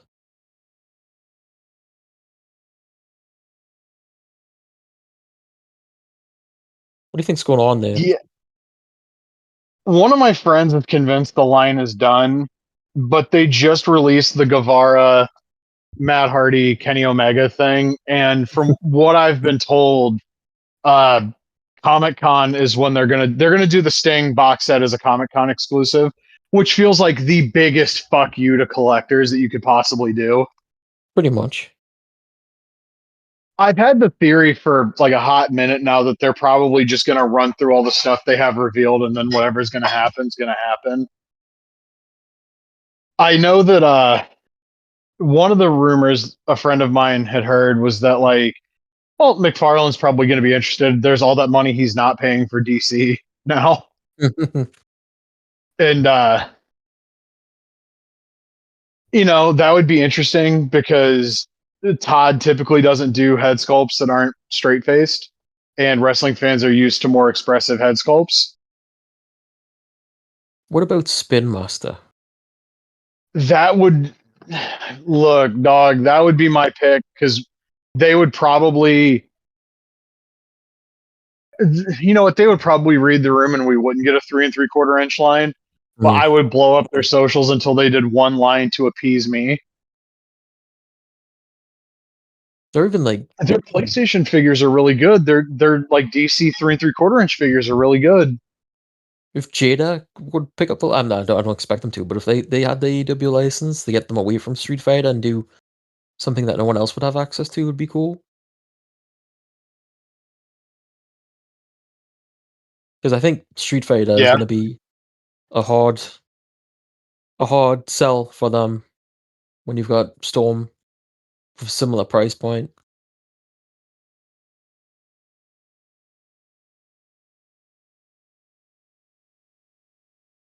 One of my friends is acting like they announced a fan fest for this year, and they did not. To AEW, Yeah, don't they usually do like a fan thing for? It's usually do it for like they've done it for like Double or Nothing in the past, haven't they? yeah, but they didn't do it. I don't think No, they they did one didn't. last year. Um, didn't they show like figures at like All In? They did, yeah, but they also did a Double or Nothing last year. Yeah. No, I haven't. They haven't announced anything for this year. Yeah, I uh, I just I would prefer that they get their shit in gear with like Jazzwares clearly doesn't treat that line as a priority. They tried to a couple of years ago, and they just don't now, Mm-hmm. which is really weird because it feels like there's some momentum again. And if I were Jazzwares, I'd want to just shove a bunch of product out while things seem like they're going to be hot. Yeah, well, part of the problem is that their products are so far behind. Like we're getting that Kavara thing now, which was like from what's the first Stadium Stampede, right? No, it was from before that. Oh, okay. That's like one of the first Dailies Place dynamites, I think. I The thought it was thing, but that's specifically marked as like AEW archives. So it's not like how the main line is still doing stuff for 2023. Like this is at least a little different. But like where's that set that they teased with Okada that like Walmart has the listings for? Where the fuck's the Rainmaker? good question. I have no idea.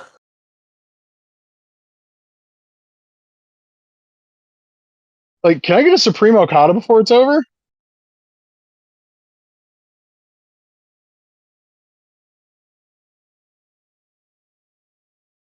And can we get an update on that fucking Osprey? It's really weird that like you have an opportunity because it was supposed to be summer 2025. You have an opportunity to have that in stores, presumably around the time he wins the belt, Mm-hmm. and they have been fucking radio silent. And I mean, maybe you could launch it after he wins the belt, and it's like, oh, here's the world champion. But like, I know the WWE would try to at least like Mattel would try to at least have some sort of an offering out for somebody that's like clearly going to be the guy. Yeah. Jax would always do that shit too, which is why AEW Jazzware is being so like far behind with this stuff is so baffling to me. Like you can tell Jeremy doesn't give a shit. They're just waiting the license out, which is a shame because I've seen enough pictures of like one of those Willow figures to where like it doesn't look as bad as it did in those early pictures that we saw of it. Like Mm-hmm. there's still some juice there, but what can you do if they're not going to do anything with it? Yeah, And it's also, Powertown still has not updated the pre-order status page on their website as of why almost 3 fucking months ago. shocking. Almost the entirety of that TNA series is no longer in TNA.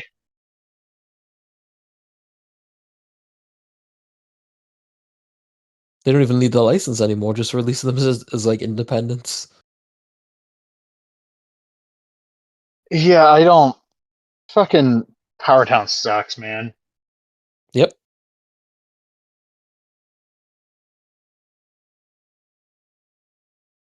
Yeah, I don't know if those will ever see the light of day. Yeah, I don't have any faith. I think they stole money from us, and we're not going to get anything. It's sad that you can compare them to like Rush now, you know? Yeah. Well, I mean, Rush has shipped stuff more recently than Power Town, has he not? There's one person that's really seems really upset he hasn't got his Trump, and he's like constantly posting about it, and he's like, he posted like he said, did he move to Italy? And like he posted some guy from Facebook with the same name, so it's kind of weird and strange, but uh, yeah, he's keeping his eye on him, I guess. Ah, jeez.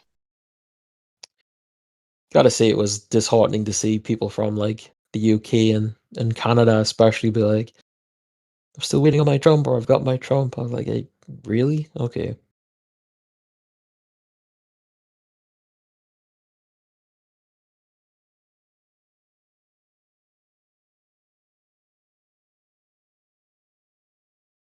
You reading something? And somebody sent me a bunch of gibberish, and I'm trying to figure out if it's just them like postulating what they want, or if this is Is it actually legitimate. is it like a It Zodiac was thing? no, no, it was like a fucking just a run-on goddamn paragraph of nonsense, and I don't whatever. Double or Nothing is tonight, or was last night if you're listening to this on Monday, or it was on Sunday, May the 25th, if you're listening to this at any point in the future. We'll take a moment to run down the card here. I did buy the pay-per-view on Prime Video. So where the fuck? Oh, there's the matches tab. Um, the pre-show, we're gonna have Megan Bain and Penelope Ford versus Anna Jay and Harley Cameron. That's Um, a match. that's there's a certain section of Twitter that will be having a lot of fun during that. I am not part of it. Uh, Megan Bain's good. Jamie It's just Hayter. I don't like the position she's in right now. I think we've probably seen about what we're gonna get out of her. It feels like she's already been cycled down for a little bit. Yeah. Hmm. Um, Jamie Hayter versus Mercedes Monet in the women's Owen Hart Cup final. Mercedes is probably going to win this. I think it's really dumb to not have Jamie Hayter win it, especially like who's the women's champion right now and who was the one that beat Jamie Hayter for the belt at Double or Nothing 2 years ago or whatever it was when she was hurt. Right. I felt That like feels like the it obvious felt, move, but it felt like Mercedes losing the Strong title was going to be like the start of her downfall, but I expect she'll win this. we've got Lashley and Shelton Benjamin against Dustin Rhodes and the most expensive piece of luggage in modern wrestling history, Sammy Guevara, because he's got to be carried everywhere by everybody. Yeah, I I mean, if you were looking for Texas boys to wrestle them, that's not the ones I suggested, but Well, that'll okay. probably be the ones in Dallas Should be. if there was any common sense. Um, I saw the promo they did on Wednesday where Dustin was like, "We're day one guys," and it's like, yes, Sammy was a day one guy who was a young guy that they brought in, and he is arguably in a worse spot now than he was then. Why the fuck is he still here? I thought that was a real bad promo also on Wednesday. I Just also like, love how Dustin just calls people like whoever he's talking to, he just calls him a stupid son of a bitch now. yeah. It just felt like so all over the place and like scatterbrained and like just shouting randomly, and yeah, I didn't think it was good at all. Well, it's not like Dustin has an issue he can really talk about here. They're That's the true. ROH Tag Champions, which means absolutely nothing. And they're challenging two guys that everybody fucking knows. I'm gonna win. Um, yeah.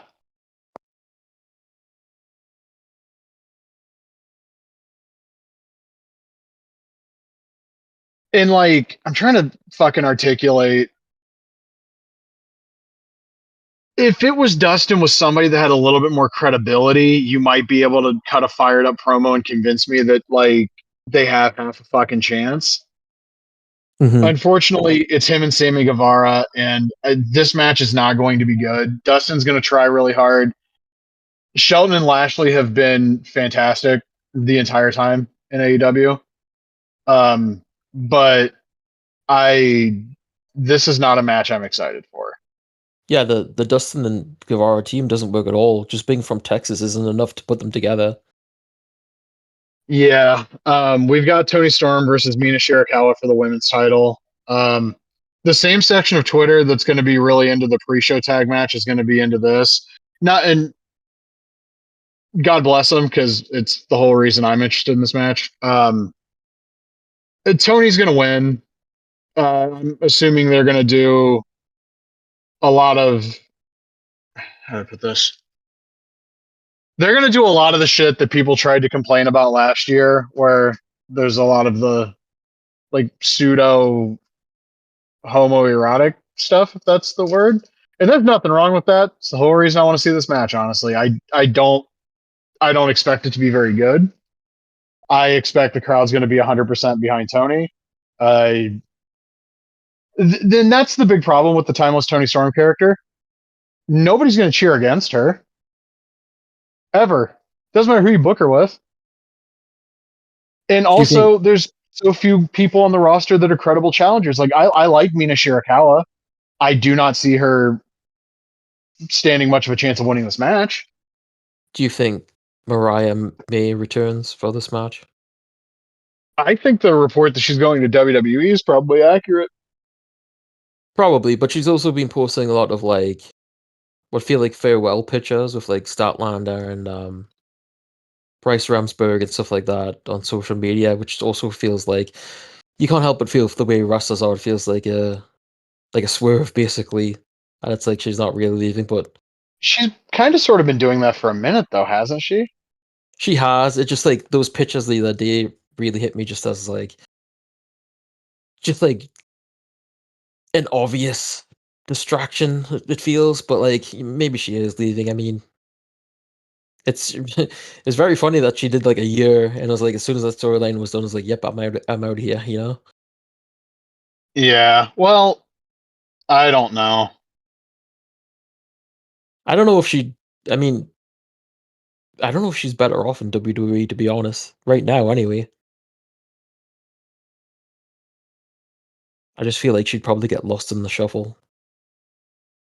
Well, everybody does in WWE unless you're one of the very tip top fucking stars. Mm. We've got Bald and Hair Revival against Daniel Garcia and Nigel McGuinness. This will be good. Nigel is still good. Daniel Garcia is very good. FTR when they have some shit to do and there's like a little bit of like heat behind them, they're still absolutely money. So I'm expecting this is going to be very good. I don't know. I don't know if you return Edge here because it seems like they're still trying to do the slow burn for like Nick Wayne and Christian. And ideally, if you bring Edge back, it should be with Christian and you do them versus FTR, which is honestly the thing they should have done from the very fucking beginning when Edge came in. But I don't know. I sort of got the feeling like they were gonna turn Garcia, but because he's just another guy that just feels like sort of directionless right Well, now. that's what happens when he drops the belt to a guy that has absolutely no fucking sauce at all. Like they're paying Adam Cole so much money, and I know everybody loves him, but what the fuck have you gotten out of him? Uh, yeah, I don't get it. Like, with all due respect, like he got bonked on the head by Okada and was out for like a year, it felt like.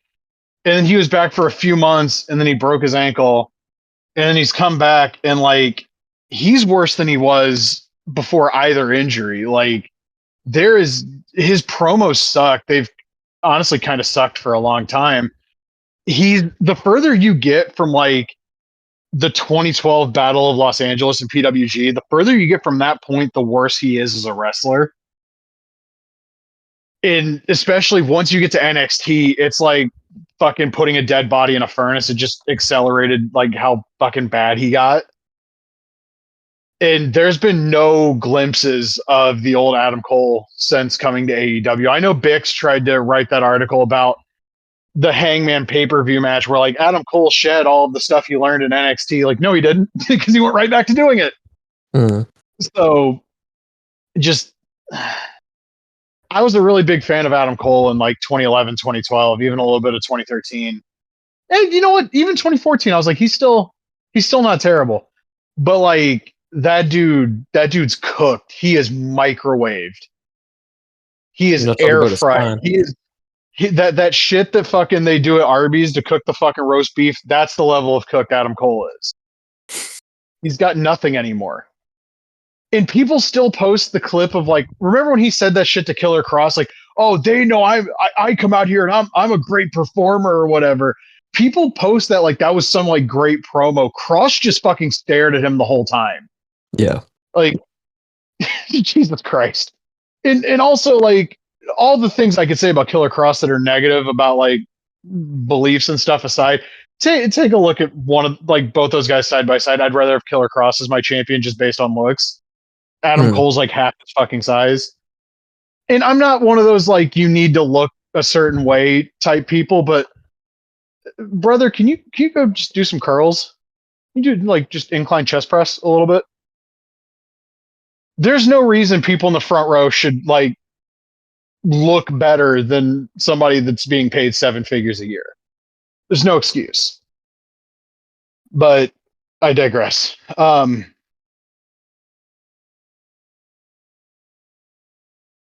We got Mark Briscoe and Ricochet in a stretcher match, which I saw people calling random, but no, they've set this up. He stabbed Mark Briscoe with the fucking scissors. Mark Briscoe stopped him from hurting fucking Zach Allen. They should have a like, scissors match. A lot of scissoring going on. I think we should bring back the scissor board from Freedoms and just fucking let it rock. But I don't know that Ricochet's got enough dog in him to bump on one of those. I think Mark Briscoe might. Oh yeah, I think so. We have Kenny Omega, Swerve Strickland, Willow Nightingale, Samoa Joe, Powerhouse Hobbs, and Katsuyori Shibata against Jon Moxley, Claudio Castagnoli, Marina Shafir, Wheeler Yuta, and the Young Bucks in Anarchy in the Arena. I will say this right now. The only Anarchy in the Arena match I've actually enjoyed was the first one. I thought the 2023 one was really, really bad. And I thought the one last year was better than 2023, but it wasn't very good. Like maybe 3 stars. This one has potential to be better. I'm expecting Willow and Marina to do some sort of insane bullshit because that's what Willow does in hardcore matches. I think Gabe Kidd not being announced as part of the match is interesting because it feels like he's going to do a run-in, which feels like the obvious fucking return point for either Danielson or Darby Allin.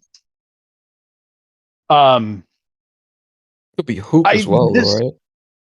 That's another kind of, yeah. But also Gabe Kidd's twice Hook's size. True.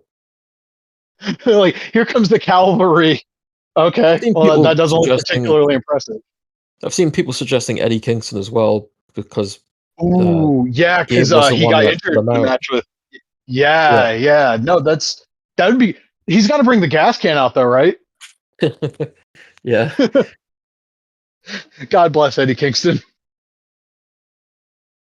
Oh god, there have been points where I've been kind of sour on his in-ring work going into like when he got hurt last year, but like I've been an Eddie Kingston fan for so long that like a couple of years of him maybe not doing his actual best work, fuck it, dude, it's still Eddie Kingston. Also like one of the few like actual believable promos left in pro wrestling. So like, yeah, if Eddie comes back tonight, no complaints at fucking all. he would make for a pretty good, like, they have that 4 hour, they have 2 4 hour blocks coming up, June 4th and June 11th. Eddie Kingston makes for a pretty goddamn good world title match. Yeah, why not? Yeah. We have Okada versus Speedball for the Continental belt. Remember on Blue Sky when like that one account got really mad at me for saying Speedball had been slotted as a geek? Mm-hmm. Who do you think's winning this match? Yeah, I'm gonna go out on a limb, but I think it'll be Okada. Yeah, like there's nothing wrong with being slotted in the mid card, but like when it's obvious, like when you see like a lot of, it's not just Speedball. When you see a lot of people announce for matches in AEW, if they're against somebody that's like on the same level of the card as them, that's when it's like, I don't really know. But when it's Yeah. like Speedball and Kevin Knight against the Bucks, like fucking the Bucks aren't losing. It's Speedball versus Okada. He's taking a fucking Rainmaker. It's probably going to be a good match. I would imagine it's going to be a good match, but like that outcome is never in doubt, buddy. Dropkick, Tombstone, Rainmaker, 1, 2, 3. Again, should be very good, honestly. We've got fucking Adam Cole and Roddy and Kyle O'Reilly against Takeshita, Kyle Fletcher, and Josh Alexander. This is obviously setting up Fletcher and Cole for the TNT belt because I saw they did something with those two on Collision. I am of the opinion when Adam Cole is not in the ring, this is probably going to be a pretty good match. When he is, it's a toss up. I'm really Um, I don't like this. What are they called? Paragon? Is that what they're called? yes. I'm really down on that stable. It just feels like you obviously know why we're they're together because of the history in like ROH and NXT and everything, but it just seems like that's it. There's like no real again. They just feel like directionless. It's like they're just there to wrestle on Collision, and well, that's all we have for them basically. Yeah. It's like booking someone for WCW Saturday night, and then you're not going to see them on Nitro. Yeah.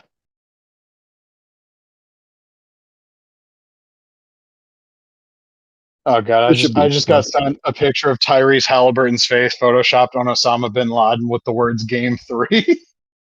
Jesus Christ! Oh god. Hey, he's in Uh 2K, isn't he?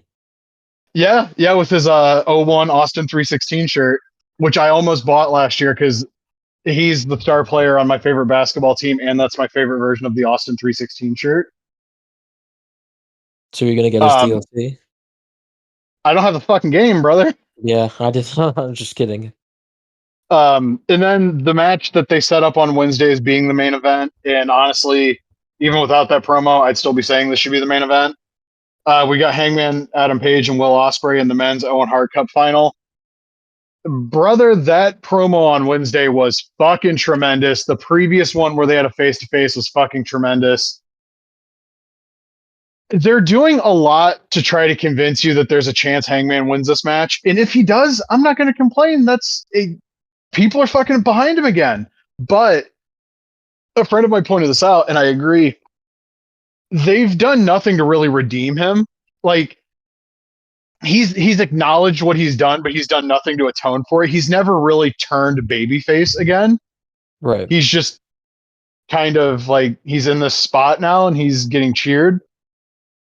I don't think, and that's why I don't think he wins here. I think there needs to be a little bit more. I think it's felt kind of obvious that for All In they're going to do the Swerve and Hangman tag team, and it's probably going to be against the Bucks, Mm-hmm. which I have a lot more faith in that pairing of teams than I do a lot of teams with the Bucks because when for all the negative things I can and have say about the Young Bucks, when you give them opponents that like they have a different dynamic than just we do a bunch of spots, like Kingston and Moxley, that match at Double or Nothing 4 years ago, the match was awesome. It's one of the best Young Bucks matches. Or like when they had just turned FTR babyface and they were ROH tag champions, they did the match with the Bucks on TV like right after Mania weekend 2022. That was the best match those two teams ever had because there was like something there. It wasn't just like two teams doing moves. I think doing the team up with Swerve and Hangman and having some sort of a resolution there beyond those two having the argument where Swerve's like, yeah, I know I did some fucked up shit. I think that would put Hangman in a really good spot to be like a top babyface again. But as it stands right now, he's in this like weird gray area. And him winning would not be bad. Like from a storyline perspective or a potential, like he's one of the few that when Moxley went off a cliff in terms of match quality, he was one of the few that had good matches with him. So I wouldn't Yeah, necessarily be angry about it, but no, it feels like, I just don't see it. yeah, like it feels like there's no way you don't strap the Rocket to Osprey. In terms of the male acts, he is the most over act in the company. Uh, the crowd's really into every match that he has. They're not fucking sitting down at the conclusion of his matches like people are standing. And if you want to run with the idea that our world champion is the best wrestler in the world, that's the guy. Yeah. So to me, Osprey wins, and they do some sort of like heat angle at the end, and then we're on our merry little way to Arlington. Also, what I would do over the next few weeks, since they don't have the trios belts anymore, is I would have Osprey fucking execute every male member of that stable on TV just every week, like kind of what they did with Edge, except this sticks. Like he just takes everybody out. That way, it's him and Moxley one on one at the end. Mm-hmm. But I'm also not booking. I'm also not booking the company, so I don't know what they're going to do. But the TV lately, even the stuff I've complained about, still kind of sort of feels like the AEW TV of a few years ago, like coming out of the pandemic back to where like we have audiences again. It's hard to describe, but there's like a momentum to the product right now that absolutely has not fucking existed in years. And to an extent, it does kind of feel like we're finally coming out of the fucking tunnel of the CM Punk bullshit. I also think it's Like helped we're with the finally venues that they've run. The smaller venues, there's a lot better atmosphere.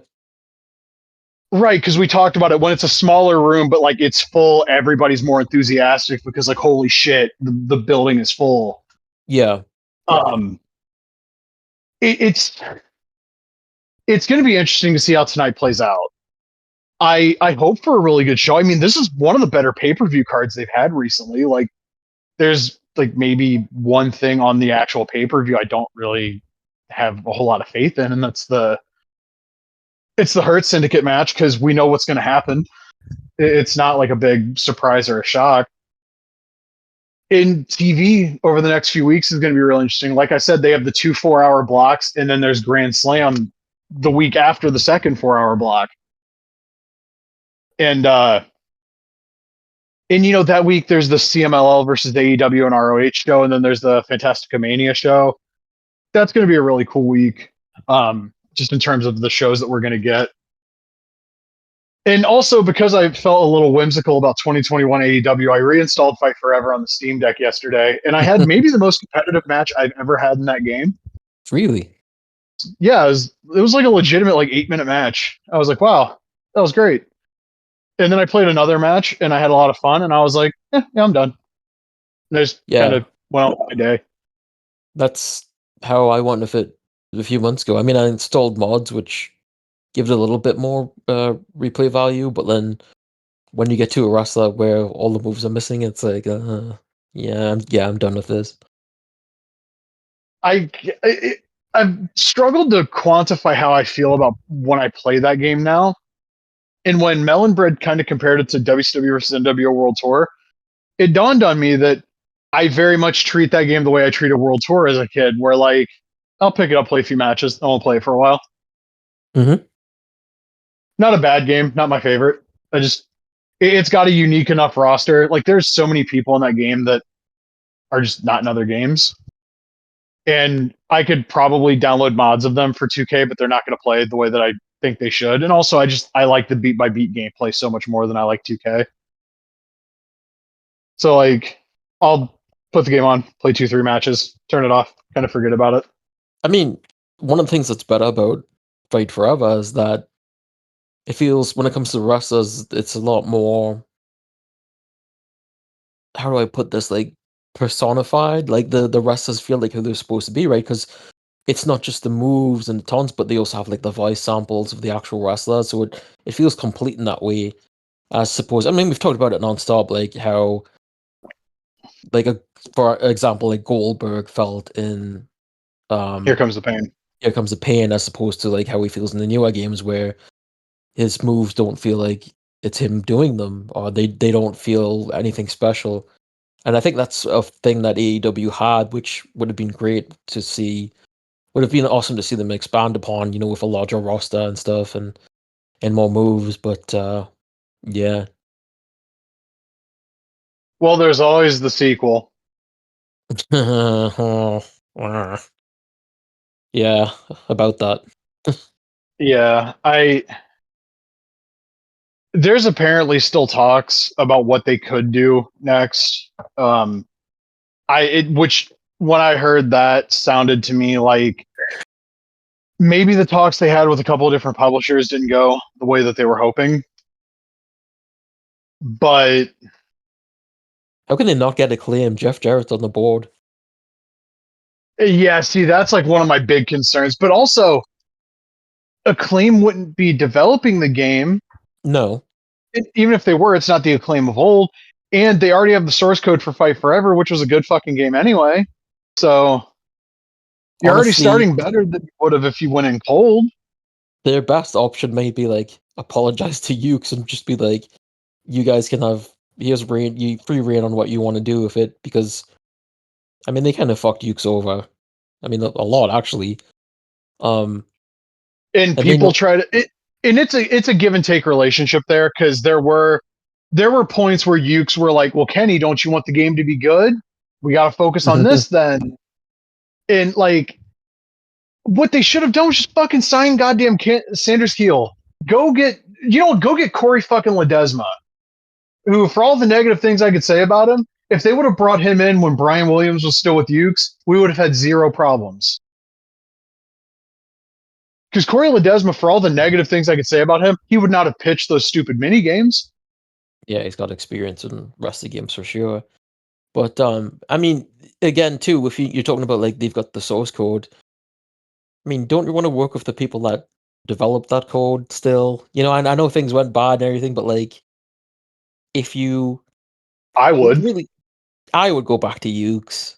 I'd be like, yeah, things went shit last time, but we're gonna let you guys. We're gonna take out. We don't want any of these mini games. You guys do what you need to do to make this a great game. And I think the results would be a lot better. I mean, they already have the building blocks, right? So if you take the Yeah. budget Fight Forever had and you apply it to a new game with that source code with the same devs, that source code once you gut the mini games, like you have like a really good foundation you can just fucking build on.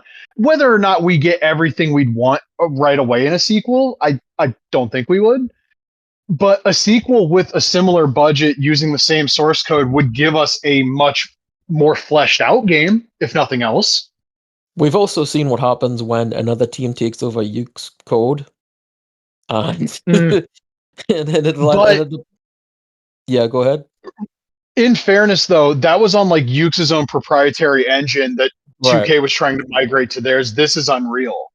right. But it's also fair to say Ukes does their own thing. Who's to say whatever devs you pick up, to your point, would be able to fucking make any sense of it? Yeah, and as you said too, like building on top of the foundation. I mean, it would mean hopefully that we wouldn't have to wait a tremendous amount of time for another game. If they were to get a developer on board, things would be able to go smoothly. You would hope. So Probably yeah, 2 years. yeah, I think that would be the right choice. But again, with the way things turned out, maybe Ukes is just like, no, we're gonna make Double Dragon from now on. My understanding from somebody I was talking to in AEW who no longer works there was like apparently Ukes communicated to them like, listen, we'll do it again if you want. Yeah, And the yeah, sentiment mostly is from the AEW side of like, oh, they were such a headache to work with. Maybe if you didn't fucking hamstring them, they might have done a little bit better. yeah. Just a shot in the dark. And also, there's the part of me that's like, imagine how different that roster is going to be in the hypothetical sequel. it would be like legitimately, it would be like going from in your house to fucking Warzone with how different the roster ended up being. Mm-hmm. Actually, that's a bad example because a lot of people that were in your house were still in Warzone. Like most of the roster, actually. I think Vader and Warrior were the only two that didn't carry over. What would be a good example? Hmm. I'm trying to think It would be now. like going from fucking like Super Brawl to like versus the world. That's a horrible example, actually. Yeah, Um, SmackDown to SmackDown 2, because look at how different those rosters ended up being and how much bigger the roster is in SmackDown 2. true. Or even like World Tour to Revenge. Look at how much bigger the roster got. How many people aren't in World Tour, even on the WCW end, that aren't in Revenge? Yeah, that's a good point. And I Yeah, think I mean, taking a second swing, if you show people like we have more stuff here, I think people would be willing to give them a second shot. I Maybe. think so. I mean, you're always gonna get the people that are gonna be against it no matter what. But And there's I always going mean, to be the art style complaints too. there was a video by like I think it's Hang 'em High, like a popular Twitter account that was showing stuff like Panda doing like the springboard blade and stuff like that from like different directions and how it looks smooth and everything. And people are like, you know what, this is actually pretty good and this and that. And just talking about how it was missing things and there seemed to be like a I don't want to say it was eye opening for some people, but people seem to be like, oh yeah, that was actually cool. You know, like remembering things about when the game first came out and they first played it and being like, oh, this was stuff that they implemented that was really good. So I think if you remind people of that stuff, and you say like, hey, wasn't it cool when we had like a barbed wire match, and look what else we can do with different modes and stuff like that. If you remind people of the good stuff, then they're going to be more accepting of what's to come next. If you're going to be like, Right. if you tell them like, yeah, no more bullshit mini games, they're gonna be like, oh, thank God. Yeah, we're gonna focus on the gameplay. We're gonna really work on, create a roster. We're gonna have a community creation type thing. People are gonna be into that. Agreed. And like we've talked about, the gameplay was never the issue. It was like the priorities and what they put money into that didn't seem to make any sense. And Hmm. the story mode probably was the best they could have done, but like where's all the voiceover? Like MJF recorded a promo for that game. Where did that go? Yeah, yeah. I don't know that whole. Allegedly a bunch of people recorded like promo content for the game. Darby Allin, they did a sound capture backstage of like him doing kickflips and stuff for a cutscene. That cutscene's nowhere in the game. Someone Although maybe actually that got used in the mini game, the skateboarding one. I Maybe. saw in one of the Discord groups that the full game has been like ripped, like all of the character models, the music, like everything's out there now. So I don't know if there's anything like hidden on the disc for that sort of stuff. I don't think so. But Hmm. yeah, it'd be cool if any of that was found, any hidden missing things from the game. Well, remember the game got ripped from the preload Oh yeah, that's because right. What's Yeah. the Status made the post, and then shout outs to fucking Ray. He posted the link to What's the Status's post on Twitter in the AEW Games Discord, and I messaged him like, "Motherfucker." I I think it totally was forgot Ray. If about it that. wasn't Ray, I'm sorry, but it was one of my friends, and I was like, "You know better." Yeah, I totally forgot about that whole preload thing. Yeah, like, and I remember like the day we got the fucking like review codes, and I had to go to work that night, and I was like the most minimal effort closing shift ever, and I explained to the girl that was my manager at the time. I was like, listen, full disclosure, I got a review code for the AEW game. It's the whole reason I took next week off from work. I just want you to know I'm not going to be doing shit tonight. She was like, that's fine. I remember As, just as long working as you at do like the bare minimum. yeah, I was installing it all day, and I think it worked. I think it finished at like midnight or something. God, I remember doing like a phone, and I think I talked about this last week, but I did like a phone interview for like a radio job, Yeah. and I'm sitting there playing as like Cody, and I'm just like, my inner monologue's like, holy fucking shit, dude, after 3 years almost, this is like a thing that exists in my hands and I'm playing it. I like that game. It's just it's disappointing when you look at it like we talked with Melon Bread, like modern expectations versus what would have been realistic for the first game. But that's the Yeah, problem is we don't live in a universe with realistic expectations, especially when Brian Williams did that fucking Dre 41 interview saying this game's gonna have all the modes people expect and that it should have. Like, yeah, but also there was the AEW stuff. Remember Evil Uno saying like Rosita PWG was gonna be in the game. Where the fuck did that go? no idea. It makes And you think of like what stuff actually was removed, you know? like was PWG ever actually in there, or was that just a thing that like they wanted to do and Uno heard about it and just assumed?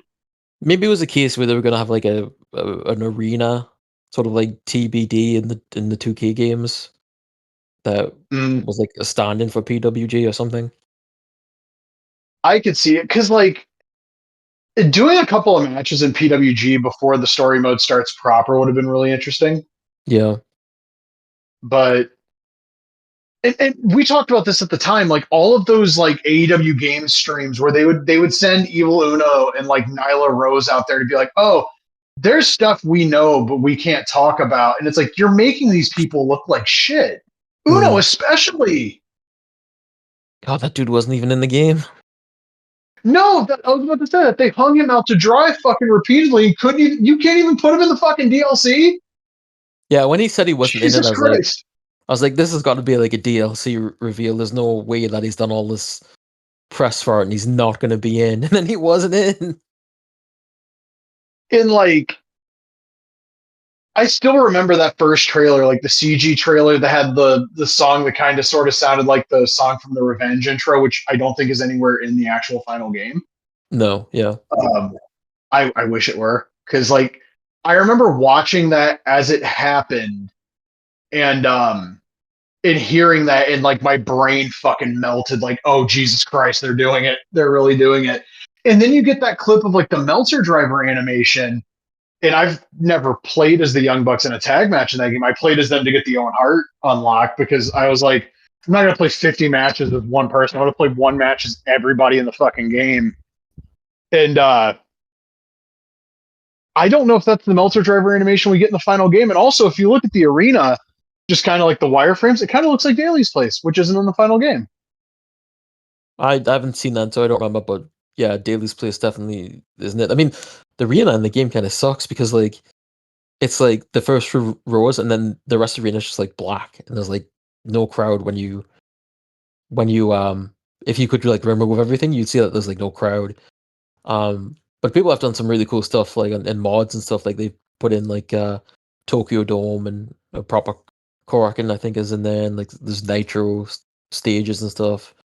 Um, and yeah, I think obviously, the crowd is just in service to like performance, like yeah, having a steady frame rate, probably.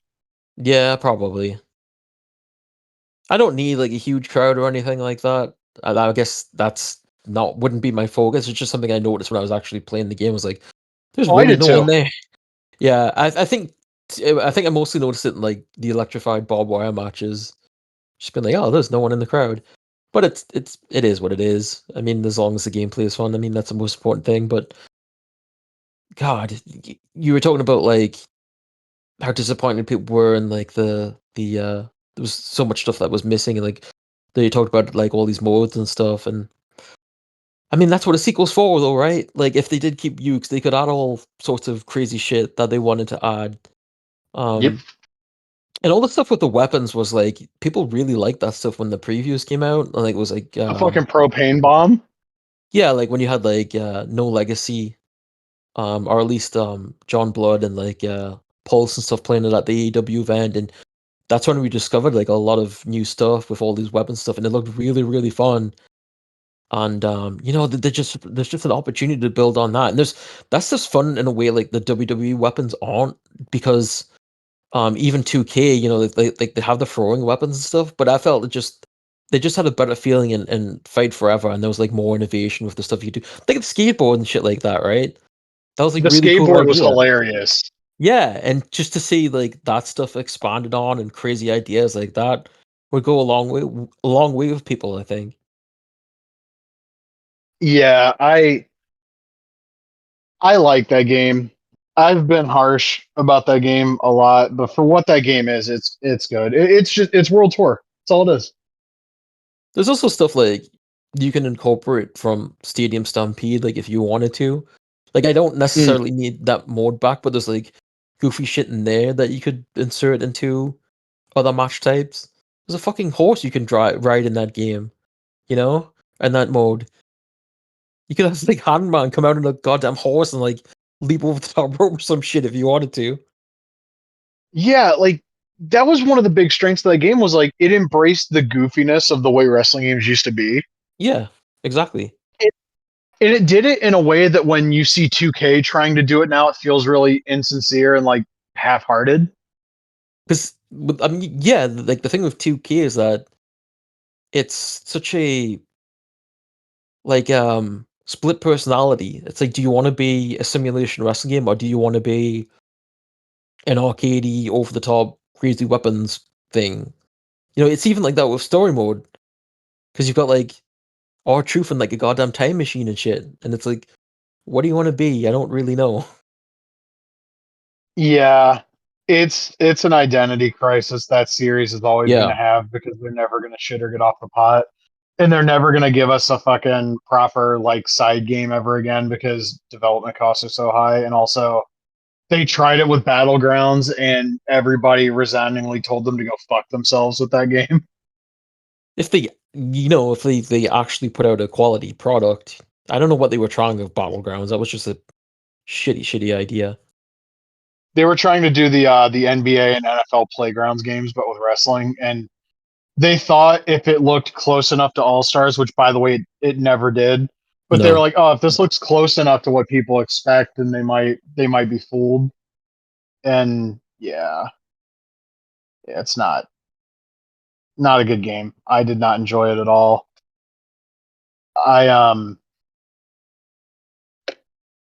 God, that game reminds me of like the darkest period of the pandemic because I got laid off from the job that I got during the pandemic, and I literally bought that game and then went back Monday. They didn't tell me I was gone, and they waited till I got home and sent me a fucking email.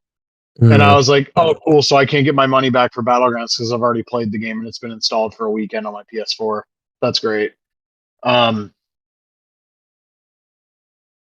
God, that game just sucked. 2020 was a horrible year. Yeah, no shit. Didn't really start out that way. Like I was having a great year in 2019, and 2020 started off all right, and then about like mid February, people started really getting worried about the coronavirus around here. And then, I've told the story. March 6th, I left the job that I had, which was Friday. And then I had an interview the following Monday. And then I think either Tuesday or Wednesday was like the first reported case of COVID in my county. And I just remember seeing that on the news and looking at my mom and going, guess I'm not getting hired. What a time that was to be alive. That'll probably just about do us for this week, though, unless you got something. Uh, Not really. I saw that earlier that I guess Arrow was releasing the Turtles on 4K. So that's Oh, pretty cool. what? Yeah, it was on one of the Twitter accounts, like, uh it wasn't actually, it was someone else that posted about it, but it seems like it's legit, so. And they're doing Spawn also, yes. Oh, yeah, that's right. I was trying to remember if it was them or one of the other like. So is it just the first movie or is it all of the movies? I don't think they've actually announced all the details other than they're doing Turtles on 4K. Like, I don't think we know exactly, yeah, if it's gonna be um, the full trilogy or just the first movie. It looks like Um, from what I can find, just searching, It might just be the first movie. Probably. They've got a manhole cover that says "coming soon." Yeah, and the text looks like the text from the first Turtles movie poster too. Yeah. Um, that's cool. Oh, also before we go, because I'm a big dork for trading cards.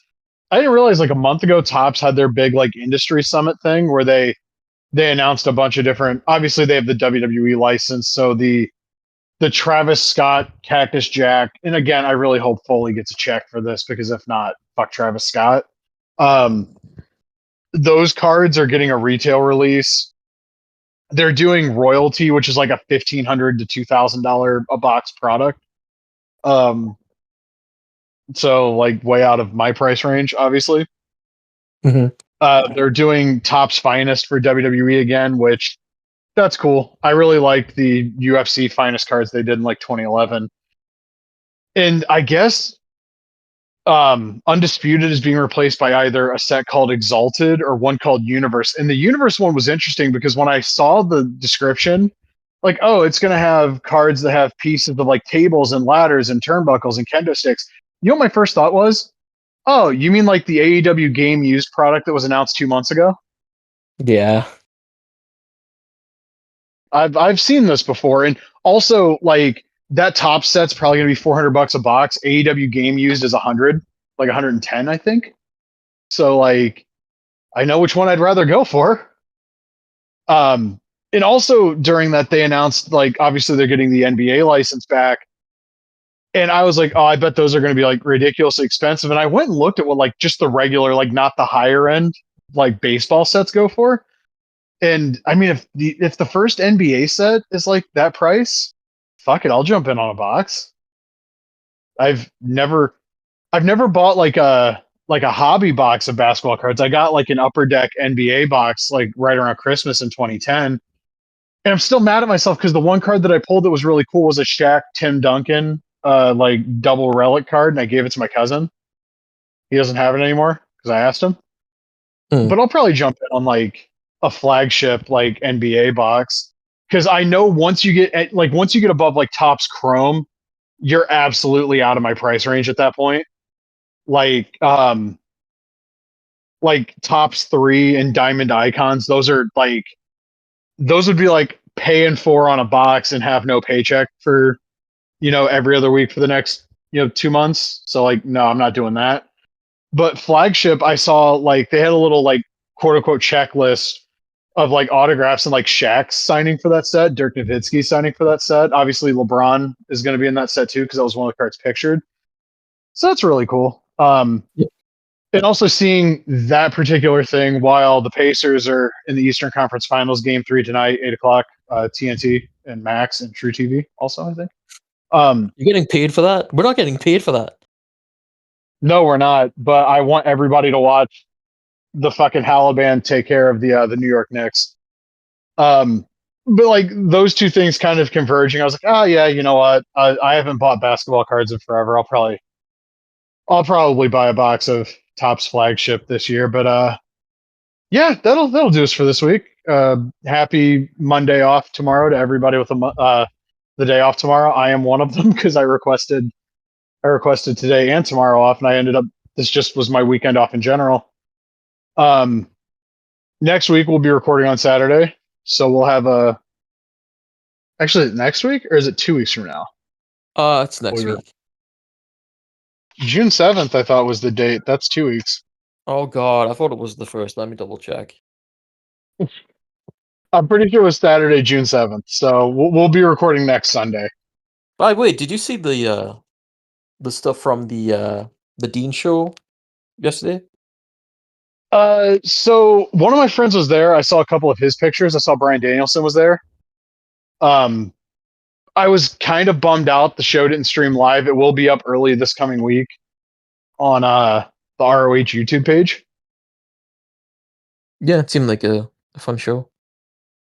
My friend that was there really really liked the Mad Dog Connolly Adam Priest match and the Cybernetico, and apparently Josh Woods and JD Drake had a hell of a match. Rhino wrestled Manders on that show. Lee Moriarty defended the pure title against was it Matt Makowski? I think. Then Beast Mordos wrestled Slim J, which I would be very surprised if that match wasn't awesome. Hmm. So that'll go up on the ROH YouTube channel.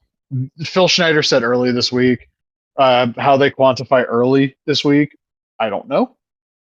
I'm kind of hoping we get a date for the third one soon because it's supposed to be around the ROH show at the 2300 Arena, which I think is it the first weekend of September, something like that. Don't ask me about dates because I thought we were doing that show on the 1st, but you're right, it is the 7th. I just double checked. Yeah, so we'll be back next week. We can discuss another wrestling game. There's like no shortage of them, honestly. Yeah, we can. Do you want to do Apu? We could. We could. I was trying Yeah. to think if there was any significant wrestling game release anniversaries that are Hmm. that are in late May. I know WWF Raw for the Xbox would probably be around this time. We've already done that one. Um, did we ever do WrestleMania X8? I don't think we have. I was gonna say we talked a lot about branching off into the GameCube games, but I don't think we ever did. Right. And I'm about to check real quick and see what the release date of WrestleMania X8 was because I wouldn't mind talking about those games over the next few episodes, honestly. Okay, so the 10th of June. So we absolutely could not do that the weekend of the 7th and the 8th unless we doubled up on recordings. So I uh I kind of want to talk about Mania X8 next week if Yeah, that's we'll do cool. that then. Yep. Cool. So we're going to talk about the game that spawned Pro Wrestling X and really honestly divided the wrestling game community right down the middle at the time I remember. We'll talk all about that next week, but we'll talk about WrestleMania X8 for the GameCube. But until then, take care, don't be an asshole, and Pacers in 4.